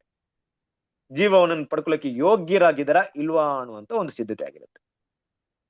ಯೋಚನೆ ಮಾಡಿ ಕ್ರಿಸ್ತನ ಪ್ರೀತಿಯ ಸರಸರಿದೆ, ಆ ಒಂದು ಸಮಯದಲ್ಲಿ ಮತ್ತೆ ದೇವ್ರು ಅಲ್ವಾ ಆದಮ್ಗೆ ಆತರ ಒಂದು ಟೆಸ್ಟ್ ಇಟ್ಟಾಗ, ಅಲ್ವಾ ಇಡೀ ಲೋಕಕ್ಕೆ ಆದಮ್ ಆತರ ಒಂದು ಟೆಸ್ಟ್ ಇಟ್ಟಾಗ ಏನಾಗ್ಬಹುದು, ತುಂಬಾ ಜನ ಏನ್ ಮಾಡ್ತಾರೆ, ಪಾಸ್ ಆಗ್ಬೋದು, ಫೇಲ್ ಆಗ್ಬೋದು. ಕರೆಕ್ಟಾ? ದೇವ್ರ ಕೃಪೆ ಹೆಂಗಿದೆ, ದೇವರು ಸತ್ಯದ ಜ್ಞಾನವನ್ನು ಕೊಟ್ಟು ಅವ್ರೇನಾದ್ರೂ ಬಲಹೀನತೆಯಿಂದ ತಪ್ಪು ಮಾಡಿದ್ರೆ ಆ ಒಂದು ಸಮಯದಲ್ಲಿ ಕ್ಷಮಾಪಣೆ ಇರುತ್ತಾ ಇರಲ್ವಾ ಆ ಸಮಯದಲ್ಲಿ? ಕರೆಕ್ಟಾ? ನಮ್ ಕಾಲದ ತರ ಆಯ್ತಪ್ಪ ತಪ್ಪು ಮಾಡ್ತಾವ ಜೈಲ್ಗೆ ಹಾಕೋ ಅವ್ನ ನೆನಗಾಕೋ, ಅದೆಲ್ಲ ಮಾಡಂಗಿಲ್ಲ ದೇವ್ರ ರಾಜ್ಯದಲ್ಲಿ. ಅವ್ರಿಗೆ ಕೊಡಲ್ಪಟ್ಟಿದ್ದಪ್ಪ 100 years, ಅವ್ರಿಗೆ ಸಮಯಾವಕಾಶ ಇದೆ. ಆ ಸಮಯಾವಕಾಶನ ಅವ್ರು ಯೂಸ್ ಮಾಡ್ಲಿ, ಏನೇ ತಪ್ಪು ಮಾಡ್ಲಿ ಪರವಾಗಿಲ್ಲ, ಅದ್ ನಾನ್ ನೋಡ್ಕೊಳ್ತೀನಿ ಅಲ್ವಾ. ಯಾಕಂದ್ರೆ ಇವಾಗ ಈ ಲೋಕದಲ್ಲಿ ಕೊಲೆ ಮಾಡ್ದಂಗೆ 1000 ವರ್ಷ ಆಳ್ವಿಕೆಯಲ್ಲಿ ಕೊಲೆ ಮಾಡಕ್ಕಾಗುತ್ತಾ? ಆಗಲ್ಲ. ಈ ಒಂದು ಕಾಲದಲ್ಲಿ ಸುಳ್ಳು ಹೇಳ್ದಂಗೆ 1000 ವರ್ಷ ಆಳ್ವಿಕೆಯಲ್ಲಿ ಸುಳ್ಳು ಹೇಳ್ಕೊಂಡ್ ತಿರ್ಕೊಳಕ್ಕಾಗುತ್ತಾ? ಆಗಲ್ಲ ಅಲ್ವಾ. ಯಾಕಂದ್ರೆ ದೇವರ ಸಂಪೂರ್ಣ ಒಂದು ಕಂಟ್ರೋಲ್ ಇರುತ್ತೆ ನೋಡಿ. ಆ ರಾಜ್ಯಕ್ಕೂ ಈ ರಾಜ್ಯಕ್ಕೂ ತುಂಬಾ ಡಿಫ್ರೆಂಟ್ ಇದೆ. ಇವತ್ತು ಒಂದು ಜಡ್ಜ್ಮೆಂಟ್, ಒಬ್ಬ ಯಾರೋ ಕೊಲೆ ಮಾಡಿದಾರೆ ಅಂದ್ಬಿಟ್ಟು ಇವತ್ತು ನ್ಯಾಯಾಂಗ, ಗೌರ್ಮೆಂಟ್ ಅಂದ್ರೆ ಯಾವ್ದು ನಮ್ಮ ಕೋರ್ಟ್ ಇರ್ಬೋದು, ಎಲ್ಲರಿಗೂ 100% ಪ್ರಾಮಾಣಿಕವಾಗಿ ಜಡ್ಜ್ಮೆಂಟ್ ಕೊಟ್ಟಿರುತ್ತಾ? ಇಷ್ಟು ದಿನ ಒಂದು ಜಡ್ಜ್ಮೆಂಟ್ ಅಲ್ಲಿ ಎಲ್ಲೂ ಕೂಡ ತಪ್ಪು ಮಾಡಿದವನಿಗೆ ಶಿಕ್ಷೆ ಕೊಡದೆ ಬರೀ ಅನೀತಿ ತಪ್ಪು ಮಾಡಿದವನ್ ಮಾತ್ರ ಶಿಕ್ಷೆ ಕೊಟ್ಟು ಮಾಡದೇ ಇರೋರಿಗೆ ತಪ್ಸಿರುತ್ತಾ? ಎಲ್ಲೆಲ್ಲ ಅನ್ಯಾಯ ನಡೆದಿರುತ್ತೋ ಗೊತ್ತಿಲ್ಲ. ಕರೆಕ್ಟ್ ಅಲ್ವಾ? ಕಾನೂನು ಕೂಡ ಎಲ್ಲೆಲ್ಲಿ ಮಿಸ್ಟೇಕ್ ಮಾಡಿರುತ್ತೋ ಗೊತ್ತಿಲ್ಲ. ಏನೇನ್ ತಪ್ಪನ ಯಾರೋ ಮಾಡ್ದಿರೋರಿಗೆ, ಏನೋ ಗೊತ್ತಿರುವಂತ ಜನರಿಗೆ ಅಲ್ವಾ, ಅವ್ರ ಮೇಲೆ ತಪ್ಪನ್ನ ಹಾಕಿ ಎಷ್ಟೊಂದು ವಿಷಯನ ಕ್ಲೋಸ್ ಮಾಡಿರ್ಬೇಕು, ಎಷ್ಟೆಲ್ಲಾ ಅನ್ಯಾಯಗಳು ನಡೆದಿರ್ಬೇಕು ನಮ್ಗೆ ಗೊತ್ತಿಲ್ಲ. ಬಟ್ ಇದೆಲ್ಲ ದೇವ್ರ ರಾಜ್ಯದಲ್ಲಿ ನಡೀತಾ? ನಡೆಯಲ್ಲ. ನೀತಿ ನ್ಯಾಯ ಆತರ ಸಿಂಹಾಸನದ ಆಧಾರವಾಗಿದೆ. ಕರೆಕ್ಟಾ? ಈಗ ಸುಳ್ಳು ಹೇಳ್ಕೊಂಡ್ರೆ ನಾವು ಲಾಸ್ಟ್ ಟೈಮ್ ನಾವು ಲಾಸ್ಟ್ ಟೈಮ್ ನೋಡಿದಾಗ ಯಾರು ತಪ್ಪು ಮಾಡ್ತಾರೋ ಅವತ್ತನೇ ಹಲ್ಲೆ ಏನಾಗುತ್ತೆ, ಮಕ್ಕಳು ದ್ರಾಕ್ಷಿ ಹಣ್ಣನ್ನ ತಿಂದ್ರು, ತಂದೆಗಳು ದ್ರಾಕ್ಷಿನ ತಿಂದ್ರು, ಮಕ್ಕಳ ಹಲ್ಲೆ ಏನಾಯ್ತು, ಆ ರೀತಿ ಇರಲ್ಲ. ಅಂದ್ರೆ ಯಾವನ್ ತಪ್ಪು ಮಾಡ್ತಾನೋ ಅವನು ಕರೆಕ್ಟ್ ಆಗಿ ಎಕ್ಸಾಕ್ಟ್ ರಿಯಲೈಸ್ ಆಗ್ತಾನೆ. ಹಾಗಂತ ದೇವ್ರ ರಾಜ್ಯದ ಎಲ್ಲ ಕಡೆ CCTV ಕ್ಯಾಮೆರಾ ಹಾಕಿದಾರೆ ಅಂತಲ್ಲ, ಅದಕ್ಕಿಂತ ಹೆಚ್ಚಾದ ದೇವರ ಒಂದು ವಿಷಯ ಇರುತ್ತೆ ಅಲ್ವಾ. ಯಾವ ರೀತಿ ಇರುತ್ತೆ ಅಂದ್ರೆ, ಒಂದು ಎಕ್ಸಾಂಪಲ್ ತಗೊಂಡ್ರೆ ಕ್ರಿಸ್ತನ ಪ್ರೀತಿಯ ಸಹೋದರರೇ, ಇದ್ ನಾವ್ ನೋಡ್ಬೋದು ನೀವು. ಏನಂದ್ರೆ ಇವ್ರ ರಾಜ ಆಗಿರ್ತಾನಲ್ಲ, ಸಾಲಮೋನ ಮಗನ ಹೆಸರೇನು, ರಾಜ ಆಗ್ತಾನಲ್ಲ, ರೆಹಬೋಯಂ ರಾಜ ಆಗ್ತಾನೆ ಅಲ್ವಾ. ಯೆರೊಬೋಯಂ ರಾಜ ಆಗ್ತಾನೆ. ಇಸ್ರೇಲ್ 10 ಗೋತ್ರಕ್ಕೆ ರಾಜ ಆಗ್ತಾನೆ. ಈ ಇಸ್ರೇಲ್ 10 ಗೋತ್ರ ರಾಜ ಅಂತ ಯೆರೊಬೋಯಂ ಹತ್ರ ಒಬ್ಬ ಬಲಿಪೀಠವನ್ನು, ಬೆತ್ತಲಲ್ಲಿ ಒಂದು ಬಲಿಪೀಠವನ್ನು ಕಟ್ಟಿರ್ಬೇಕಾದ್ರೆ ದೇವ್ರ ಏನ್ ಮಾಡ್ತಾರೆ, ಒಬ್ಬ ಪ್ರವಾದಿನ ದೇವರ ಮನುಷ್ಯನ ಕಳಿಸ್ತಾರೆ. ಕಳಿಸಿದಾಗ ಮನುಷ್ಯ ಬಂದ್ ಏನಂತ ಹೇಳ್ತಾನೆ, ಬಲಿಪೀಠವೇ ನಿನ್ನಲ್ಲಿ ಬಲಿ ಬಿಡುವವರನ್ನು ಈ ಯೋಶಿ ಅನ್ನುವಂತ ರಾಜ ಬಂದ್ ಏನ್ ಮಾಡ್ತಾನೆ, ಬಲಿ ಕೊಡ್ತಾನೆ ಅಂತ ಒಂದು ಮಾತನ್ನ ಹೇಳ್ತಾನೆ. ಕರೆಕ್ಟ್ ಅಲ್ವಾ? ನಾವು ಅದು ಓದಿರ್ತೀರಾ ನೀವು, ಅದಕ್ಕೆ ನಾನು ಎಕ್ಸ್ಪ್ಲೇನ್ ಮಾಡಲ್ಲ, ಬೇಕಾದ್ರೆ ಓದ್ರಿ. ಅವಾಗ ರಾಜ ಏನಂತ ಹೇಳ್ತಾನೆ, ಅಲ್ಲಿಂದ ಹಿಡೀರಿ ಅವನಂತಾರೆ. ಹಿಡಿದೆ ಅಂದ ತಕ್ಷಣ ಏನಾಗುತ್ತೆ? ಅವ್ನು ಹೋಗಿ ಅಲ್ಲಿ ದೇವ್ರ ದಸರು ಓಡಾಡ್ದಾಗ ಕೊಂಬಿಡ್ಕೊಂಡ್ಬಿಡ್ತಾನ್ರಿ. ಬೇಡ್ಕೊಂಡ್ಬಿಡ್ತಾರೆ. ಆಗ ಏನಾಗುತ್ತೆ? ಹಿಡೀರಿ ಅಂತ ಹೇಳಿದ ತಕ್ಷಣ ಏನಾಗುತ್ತೆ? ಅವನ್ಗೆ ಏನಾಗುತ್ತೆ? ಅವ್ನು ಒಳಗೆ ಓಡೋಗ್ಬಿಡ್ತಾರ ದೇವ್ರ ಹತ್ರ. ಅದು ಹೋಗಿ ಅಲ್ಲ, ನಾನು ಅದನ್ನ ಹೇಳ್ತಾ ಇಲ್ಲ. ನಾನ್ ಬೇರೆ, ನೀವ್ ಬೇರೆ ಸ್ಟೋರಿ ಹೇಳ್ತಾ ಇದ್ದೀರಾ. ದೇವರ ಮನುಷ್ಯನ ಹಿಡೀರಿ ಅಂತ ರಾಜ ಹೇಳ್ತಾರೆ. ಆ ಮನುಷ್ಯನ ಹಿಡೀರಿ ಅಂದ್ಬಿಟ್ಟು ಅವಾಗ ಏನಾಗುತ್ತೆ ಗೊತ್ತಾ? ಓದಿದ್ರಾ ಟಾಪಿಕ್? ಓದಿದ್ರಾ ಇಲ್ವಾ? ನೆನ್ಪಿಲ್ಲ. ಓಕೆ, ಎಲ್ಲಿ ಬರುತ್ತೆ? ಅವಾಗ ಏನಾಗುತ್ತಂದ್ರೆ ಆತನ ಕೈ ಹೆಂಗೆ ನಿಂತೋಗ್ಬಿಡುತ್ತೆ, ರಾಜನ ಕೈ. ಅರಸುಗಳ ಪುಸ್ತಕದಾಗ ಬರುತ್ತೆ. ಅಲ್ವಾ? ಅವಾಗ ರಾಜ ಏನಂತ ಹೇಳ್ತಾನೆ ಆತನಿಗೆ, ನನಗೋಸ್ಕರ ಪ್ರಾರ್ಥನೆ ಮಾಡು ಅಂತ ಹೇಳ್ತಾರೆ. ಕರೆಕ್ಟಾ? ನನಗೋಸ್ಕರ ಪ್ರಾರ್ಥನೆ ಮಾಡು ಅಂತ ಹೇಳಿದಾಗ ಪ್ರಾರ್ಥನೆ ಮಾಡಿದ್ಮೇಲೆ ಏನಾಗುತ್ತೆ? ಆತನ ಕೈ ಸರಿ ಆಗುತ್ತೆ ಅಲ್ವಾ? ಸಾಧಾರಣ ಇವೆಲ್ಲ ಓದಿರ್ಬೇಕು. ನೋಡಿದ್ರ ನಮ್ ಹೇಳಿದ ತಕ್ಷಣ ಯಾಕೆ ಓದಿಲ್ಲ ನೀವು ಇದೆಲ್ಲ? ಕೇಳಿದ್ದೇವ್ರಿ. ಇಲ್ಲ, ನೆನಪಿಲ್ಲ. ಓಕೆ, ನೆನಪಿಲ್ಲ. ಆಕ್ಚುಲಿ ಓದ್ರಿ ಒಂದ್ಸರಿ. ನಾನು ಅದನ್ನ ನಿಮ್ಗೆ ಕೊಡ್ತೀನಿ ನೋಡ್ರಿ. ಎಲ್ಲಿ ಬರುತ್ತೆ ಅಂದ್ರೆ, ಒಂದ್ ನಿಮಿಷ. 1 ಅರಸು 13ನೇ ಅಧ್ಯಾಯ 13ನೇ ಅಧ್ಯಾಯ 1ನೇ ವಾಕ್ಯದಿಂದ ಓದ್ರಿ. ಯೆಹೂದ್ಯದ ದೇಶದವನಾದ ಒಬ್ಬ ದೇವರ ಮನುಷ್ಯನು ಯೆಹೋವನಿಂದ ಕಳಿಸಲ್ಪಟ್ಟವನಾಗಿ ಬೇತೇಲಿಗೆ ಬಂದನು.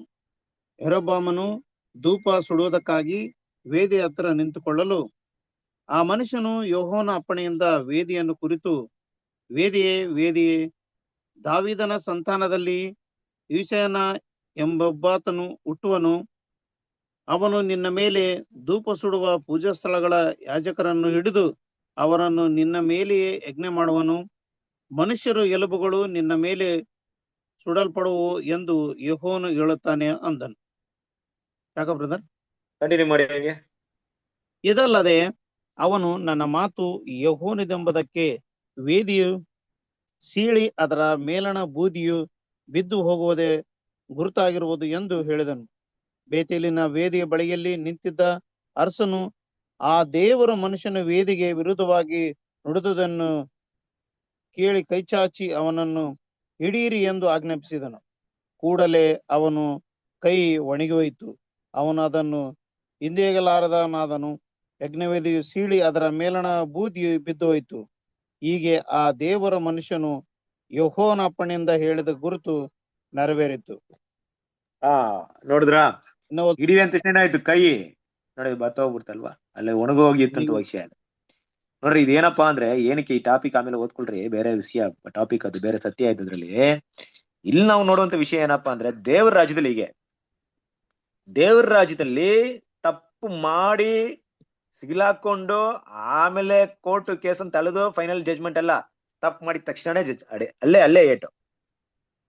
ಇದೇ ದೇವರ ರಾಜ್ಯ ಅಲ್ವಾ? ಅದಕ್ಕೆ ಕಬ್ಬಿಣದ ಕೋಲು ಅಂತ ಹೇಳ್ತಾರೆ ಅಲ್ವಾ? ತಪ್ಪು ಮಾಡಿದ ತಕ್ಷಣ ಏನಾಗುತ್ತೆ? ಅಲ್ಲಿ ಇಮಿಡಿಯೇಟ್ ಆಗುತ್ತೆ ಜಜ್ಮೆಂಟ್. ಸುಳ್ಳು ಹೇಳ್ದವನು ಅಲ್ಲೇ ಇಮಿಡಿಯೇಟ್ ಆಗಿ ಜಜ್ಮೆಂಟ್. ಆ ರೀತಿ ಇರುತ್ತೆ ದೇವ್ರ ಜಜ್ಮೆಂಟ್. ತಪ್ಪು ಮಾಡಂಗಿಲ್ಲ ಅಲ್ವಾ? ನೋಡ್ರಿ, ಆ ರೀತಿಯಾಗಿ ಏನ್ ಮಾಡ್ತಾರೆ? ಆ ರೀತಿ ಇರ್ಬೇಕಾದ್ರೆ ಖಂಡಿತವಾಗ್ಲೂ ಏನ್ ಮಾಡಲ್ಲ, ದೇವ್ರ ರಾಜ್ಯದಲ್ಲಿ ಸಾಧ್ಯತೆ ಇಲ್ಲ.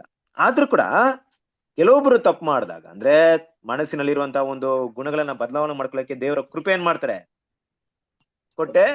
ಕೊಡ್ಬೇಕು. ಆದ್ರೆ ಏನೇ ಹೇಳಕ್ ಬರ್ತಿದ್ರಿ, ಈ ಪಾಯಿಂಟ್ ಅಲ್ಲಿ ಏನೋ ಓದಕ್ ಬರ್ತಿದ್ರೆ, ಬೇರೆ ಆದಾಮ್ಗೆ ಒಂದು ಸ್ಯಾಕ್ರಿಫೈಸ್ ಮಾತ್ರ ಕೊಟ್ಬಿಟ್ಟಿದ್ರೆ ಈ ಕೃಪೆ ಎಲ್ಲ ಕೊಡುವಂತ ಒಂದು ಗ್ರೇಸ್ ಪೀರಿಯಡ್ ಎಲ್ಲ ಎಲ್ಲಿಂದ ಸಿಗುತ್ತೆ? ನೋಡ್ರಿ, ಇದು ಎಕ್ಸ್ಟ್ರಾರ್ಡಿನರಿ ಸಿಗ್ತಾ ಇದೆ ತಾನೆ. ನೋಡಿ, ಕೃಪೆ ಸಿಗ್ತಾ ಇರೋದು ದೊಡ್ಡ ವಿಷಯ ಅಲ್ವಾ?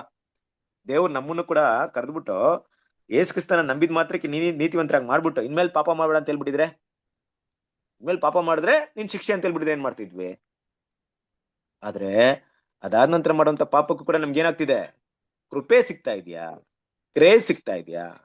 ನೋಡ್ರಿ, ಇದೇನಪ್ಪಾ ವಿಷಯ ಅಲ್ಲಿ ಮಾತಾಡ್ಬೇಕಂದ್ರೆ, ಅರ್ಥ ಮಾಡ್ಕೊಬೇಕಂದ್ರೆ, ಆದಾಮ್ ಮಾಡಿದಂತ ತಪ್ಪುಗೂ ಅಲ್ವಾ ನಮ್ಮ ಕರ್ತನಾದ ಯೇಸು ಕ್ರಿಸ್ತನ್ ಕೊಟ್ಟಂತ ಸ್ಯಾಕ್ರಿಫೈಸ್ಗೂ ನಾ ಕಂಪೇರ್ ಮಾಡಿದಾಗ, ಹೇಗೆ ಒಂದು ಆದಾಮನ ತಪ್ಪು ಮಾಡಿದಾಗ ದೇವ್ರು ಎಲ್ಲಾ ಮನುಷ್ಯರನ್ನ ಮರಣಕ್ಕೆ ತಗೊಂಡ್ಬಂದ್ರು, ಅವಾಗ ಒಂದು ನೀತಿಯ ಒಂದು ಮಾತನ್ನ ನಾವು ಗ್ರಹಿಸ್ಕೊಳ್ಬೇಕು.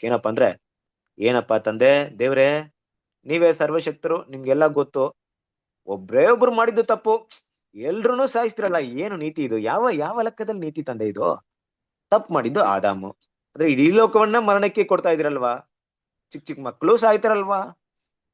ಹುಟ್ಟಿದ ಪ್ರತಿಯೊಬ್ರು ಸಾಯ್ತಾರಲ್ಲ, ಯಾ ನೀತಿನ ಇಟ್ಟಿದ್ದೀರಾ ಅಂತ ನಾವೇನೋ ಕೇಳಂಗಿದ್ರೆ ದೇವರ ಕೃಪೆ ಏನಂತ ಮಾತಾಡ್ತಿದೆ ಈಗ. ಸ್ವಲ್ಪ ವೆಯ್ಟ್ ಮಾಡೋ, ಕೃಪೆನ ನೋಡು. ಕೃಪೆ ಇಷ್ಟು ಮಟ್ಟಕ್ಕೆ ದೊಡ್ಡದಿದೆ ನೋಡಿ. ಏನಕ್ಕೋಸ್ಕರ ಈ ಜಜ್ಮೆಂಟ್ ನ ಈ ರೀತಿ ನಾನು ಕೊಟ್ಟಿದ್ದೀನಿ ಅಂತ ಸ್ವಲ್ಪ ಅರ್ಥ ಮಾಡ್ಕೊಳ್ತೀಯ. ಯಾಕಂದ್ರೆ ಈ ರೀತಿ ಜಜ್ಮೆಂಟ್ ಮಾತ್ರ ನಿಮ್ಮೆಲ್ರಿಗೂ ಕೃಪೆ ಸಿಗೋದಕ್ಕೆ ಅವಕಾಶವಾಗುತ್ತೆ. ನೀವೆಲ್ರೂ ಕೆಟ್ಟದ್ರ ಒಂದು ಪಾಠವನ್ನು ಕಲ್ತಾಗ ಮಾತ್ರ ಒಳ್ಳೆಯದನ್ನ ಪಾಠ ಕಲಿಯೋದಕ್ಕೆ ಏನಾಗುತ್ತೆ, ದೊಡ್ಡ ಕೃಪೆ ನಿಮ್ಗೆ ಸಿಗುತ್ತೆ. ಆ ಕೃಪೆನ ಏನ್ ಮಾಡ್ತೀರಾ? ಆ ಕೃಪೆ ಮೂಲಕ ನೀವು ಈ ಕೆಟ್ಟದ್ದು ಮತ್ತು ಒಳ್ಳೆದರ ಪಾಠವನ್ನ ಕಲಿತೀರಾ. ಅದಕ್ಕೆ ಇಲ್ಲೊಂದು ಮಾತನ್ನ ಯೂಸ್ ಮಾಡಿದಾರೆ, ನೀವು ಗಮನಿಸಿರ್ಬೋದು. ಏನಪ್ಪಾ ಅಂದ್ರೆ, ಒಬ್ಬ ಮನುಷ್ಯನ ಕೃಪೆಯಿಂದ ಸಿಕ್ಕುವ ವರವು ಏನಂತದು? ವರವು ಎಲ್ಲಾ ಮನುಷ್ಯರಿಗೆ ಹೇರಳವಾಗಿ ಸಿದ್ಧವಾಗಿರುವುದು ಮತ್ತು ನಿಶ್ಚಯವಲ್ಲವೇ? ಆ ವರ, ಗಿಫ್ಟ್ ಎಷ್ಟರ ಮಟ್ಟಿಗಿದೆ? ಕ್ರಿಸ್ತನ ಪಿತೇಶ್ವರ ಸರ್ ಇದೆ ನೋಡ್ರಿ. ಇವತ್ತು ದೇವ್ರು ನಮ್ಮನ್ನ ಯಾವ ರೀತಿ ಸೃಷ್ಟಿ ಮಾಡಿದಾರೆ ಅಂದ್ರೆ, ಒಳ್ಳೇದು ಕೆಟ್ಟದರ ಒಂದು ಅರಿವನ್ನ ನಾವು ತಿಳ್ಕೊಳ್ಳೋ ರೀತಿಯಲ್ಲಿ ದೇವ್ರು ಸೃಷ್ಟಿ ಮಾಡಿದ್ದಾರೆ. ಕರೆಕ್ಟಾ? ನಮ್ಗೆ ಎರಡು ಕೂಡ ನಮ್ ಕೈಯಲ್ಲಿ ಕೊಟ್ಟಿದ್ದಾರೆ. ಒಳ್ಳೇದನ್ನ ಆಯ್ಕೆ ಮಾಡು, ಕೆಟ್ಟದನ್ನ ಆಯ್ಕೆ ಮಾಡು. ಕರೆಕ್ಟ್ ಅಲ್ವಾ? ನಮ್ಗೆ ಯಾವುದೇ ರೀತಿಯಲ್ಲಿ ದೇವರು ರೋಬೋಟ್ ತರ ಇಟ್ಲಿಲ್ಲ, ಯಂತ್ರ ಮಾಡುವ ತರ. ನಾವೇನೋ ದೇವ್ರು ನಮ್ಮ ಮೈಂಡ್ ಅಲ್ಲಿ ಏನ್ ಅಪ್ಲಿಕೇಶನ್ ಹಾಕಿದ್ರೋ ಅದನ್ನೇ ಮಾಡ್ಬೇಕು ಅಂತ ಇಟ್ಟಿದ್ರು. ಕರೆಕ್ಟ್ ಅಲ್ವಾ? ನಮ್ಗೇನಿದೆ? ಸ್ವಯಂ ನಿರ್ಧಾರವನ್ನ ತಗೊಳ್ಳುವಂತ, ಸ್ವಯಂ ಅಂದ್ರೆ ನಮ್ಮ ಏನ್ ಮಾಡ್ತಾರೆ, ಫ್ರೀಡಮ್ ನ ಕೊಟ್ಟಿದ್ದಾರೆ ಅಲ್ವಾ? ನಾವು ಸ್ವತಂತ್ರವಾಗಿ ಏನ್ ಮಾಡ್ಬೋದು, ನಿರ್ಧಾರ ತಗೊಳ್ಬಹುದು. ಯಾರು ನಮ್ಮನ್ನ ಕಂಟ್ರೋಲ್ ಮಾಡಂಗಿಲ್ಲ, ದೇವ್ರು ನಮ್ಮನ್ನ ಕಂಟ್ರೋಲ್ ಮಾಡಂಗಿಲ್ಲ. ಆದ್ರೆ ಈ ನಿರ್ಧಾರ ಯಾವುದ್ರ ಮೇರೆಗೆ ಇರುತ್ತೆ ಅಂದ್ರೆ, ನಮ್ಮ ಜ್ಞಾನ ಮತ್ತೆ ಅನುಭವದ ಮೇರೆಗೆ ಇರುತ್ತೆ. ಕರೆಕ್ಟ್ ಅಲ್ವಾ? ಈಗ ಜ್ಞಾನ ಇದೆ ಕ್ರಿಸ್ತನ ಪಿತೇಶ್ವರ. ಜ್ಞಾನ ಅಂದ್ರೆ ಏನು? ತಪ್ಪು ಮಾಡಿದ್ರೆ ಇದ್ ಮಾಡಿದ್ರೆ ತಪ್ಪು ಅಂತ ಗೊತ್ತು. ಆ ಜ್ಞಾನದ ಮಾತ್ರಕ್ಕೆ ಸಂಪೂರ್ಣವಾಗಿ ನಾವು ಒಳ್ಳೆದನ್ನ ನಿರ್ಧಾರ ಮಾಡ್ತೀವಿ ಅಂದ್ರೆ ಖಂಡಿತ ಇಲ್ಲ. ಜೊತೆಗೆ ಇನ್ನೇನ್ ಬೇಕು ನಮ್ಗೆ? ಅನುಭವನು ಬೇಕು. ಕರೆಕ್ಟ್ ಅಲ್ವಾ? ಒಂದ್ ಕಡೆ ದೇವರ ವಾಕ್ಯ ಇರ್ಬೋದು, ಧರ್ಮಶಾಸ್ತ್ರ ಇರ್ಬೋದು, ಜ್ಞಾನವನ್ನ ಕೊಟ್ರು ಕೂಡ ಅದನ್ನ ಮೀರಿ ನಡೆದ್ರೆ ಏನಾಗುತ್ತಂತ ಅನುಭವ ಇದ್ರೆ ಅವಾಗ ಏನಾಗುತ್ತೆ ನಮ್ಗೆ? ಅದು ನಮ್ಮ ಮೈಂಡ್ ಅಲ್ಲಿ ನಾವು ನಿರ್ಧಾರನ ತಗೊಳ್ಳೋದಕ್ಕೆ ತುಂಬಾ ಒಳ್ಳೆ ಅವಕಾಶವಾಗುತ್ತೆ. ಅದಕ್ಕೆ ದೇವ್ರೇನ್ ಮಾಡಿದ್ರೆ, ಧರ್ಮಶಾಸ್ತ್ರನ ಕೊಟ್ಟಿದ್ ಮಾತ್ರವಲ್ಲದೆ ಅದನ್ನ ಮೀರಿ ನಡೆದಾಗ ದಂಡನೆ ಕೊಟ್ರು. ದಂಡನೆ ಕೊಟ್ಟಿದ್ ಮಾತ್ರವಲ್ಲದೆ ಕರ್ತನಾದ ಯೇಸು ಕ್ರಿಸ್ತನ ಮೂಲಕ ಮತ್ತೆ ಅವ್ರಿಗೆ ಜೀವವನ್ನು ಕೊಟ್ರು. ಕರೆಕ್ಟ್ ಅಲ್ವಾ? ಈಗ ಕರ್ತನಾದ ಯೇಸು ಕ್ರಿಸ್ತನ ಕೊಟ್ಟಂತ ಜೀವ ಯಾರಿಗ್ ಮಾತ್ರ ಅನ್ವಯವಾಗುತ್ತೆ? ಇಡೀ ಲೋಕಕ್ಕೆ ಅನ್ವಯವಾಗುತ್ತಾ? ಇಲ್ಲ ಧರ್ಮಶಾಸ್ತ್ರ ಅಧೀನರಾದವ್ರು ಮಾತ್ರ ಅನ್ವಯವಾಗುತ್ತಾ? ಇಡೀ ಲೋಕಕ್ಕೆ. ಇಡೀ ಲೋಕಕ್ಕೆ ಅಂದ್ರೆ ಧರ್ಮಶಾಸ್ತ್ರ ಅಧೀನರಾದವ್ರು ಅದ್ರೊಳ ಇದಾರಾ? ಇಲ್ಲ ಅದ್ರೊಳ ಇಲ್ವಾ? ಇಲ್ಲ. ಇಲ್ವಾ? ಹಂಗಾದ್ರೆ ಧರ್ಮಶಾಸ್ತ್ರ ಅಧೀನರಾದವ್ರಿಗೆ ಇಲ್ವಾ? ಹಂಗಾದ್ರೆ ಧರ್ಮಶಾಸ್ತ್ರ ಅಲ್ವಾ? ನೋಡಿ, ಅದೇ ಹೇಳ್ತಾರ ನೋಡಿ, ಧರ್ಮಶಾಸ್ತ್ರ ಅಧೀನರಾದವರು ಅದ್ರೊಡೆ ಇದಾರೆ. ಸೊ ವಾಕ್ಯ ಹೋದ್ರಿ, ರೋಮಪುರದವರಿಗೆ 5ನೇ ಅಧ್ಯಾಯ 16ನೇ ವಾಕ್ಯ. ಇದಲ್ಲದೆ ಪಾಪ ಮಾಡಿದ್ದ ಒಬ್ಬನಿಂದಲೇ ದುಷ್ಫಲ ಬಂದಂತೆ ಈ ವರವು ಬರಲಿಲ್ಲ. ಹೇಗೆಂದರೆ ಒಬ್ಬನೇ ಮನುಷ್ಯನ ಪಾಪದ ದೆಸೆಯಿಂದ ಸಾಯಬೇಕೆಂಬ ನಿರ್ಣಯವು ಉಂಟಾಯಿತು. ಆದರೆ ದೇವರ ಕೃಪಾದಾನವು ಅನೇಕರ ಅಪರಾಧಗಳ ಕಾರಣದಿಂದ ಉಂಟಾಗಿ ಅವರನ್ನು ನೀತಿವಂತರೆಂದು ನಿರ್ಣಯಿಸುವಂತದ್ದಾಗಿದೆ. ಇದನ್ನೇ ಈ ಒಂದು ವಾಕ್ಯದ 15ನೇ ವಾಕ್ಯ ಇದೆಯಲ್ಲ, 15 ವಾಕ್ಯಕ್ಕೆ ಎಕ್ಸ್ಪ್ಲನೇಷನ್ ಪೂರ್ತಿ ವಾಕ್ಯನ ಮಾತಾಡ್ಕೊಂಡು ಹೋಗ್ತಾರೆ ಅಪೊಸ್ತಲ ಪೌಲನು. ಅದನ್ನ ಇನ್ನೂ ಸ್ಪಷ್ಟವಾಗಿ ಅರ್ಥ ಮಾಡಿಸ್ತಾರೆ. ಇನ್ನು ಬರುವಂತ ಪ್ರತಿಯೊಂದು ವಾಕ್ಯ ಕೂಡ ಆ ಓದಂತ ವಾಕ್ಯವನ್ನು ಇನ್ನೂ ಕ್ಲಿಯರ್ ಆಗಿ ಅರ್ಥ ಮಾಡ್ಸಕ್ಕೆ ಪ್ರಯತ್ನ ಪಡ್ತಾ ಇದ್ದಾರೆ. ಇದಲ್ಲದೆ ಪಾಪ ಮಾಡಿದ ಒಬ್ಬನಿಂದಲೇ ದುಷ್ಫಲ ಬಂದಂತೆ ಈ ವರವು ಬರಲಿಲ್ಲ. ಒಬ್ರು ಪಾಪ ಮಾಡಿದ್ರು, ಎಲ್ರಿಗೂ ಡೆತ್ ಬಂತು. ಒಬ್ರು ಒಳ್ಳೇದ್ ಮಾಡಿದ್ರು, ಎಲ್ರಿಗೂ ಲೈಫ್ ಮಾತ್ರ ಬಂತು. ಇನ್ನೇನ್ ಬರ್ಲಿಲ್ಲ, ಆ ರೀತಿ ವರ ಬರ್ಲಿಲ್ಲ ಅಲ್ವಾ? ಏನ್ ಕಲ್ಕೊಂಡು ಅದ್ ಮಾತ್ರ ಕೊಡ್ತೀನಿ ಅಂತ ಬರ್ಲಿಲ್ಲ.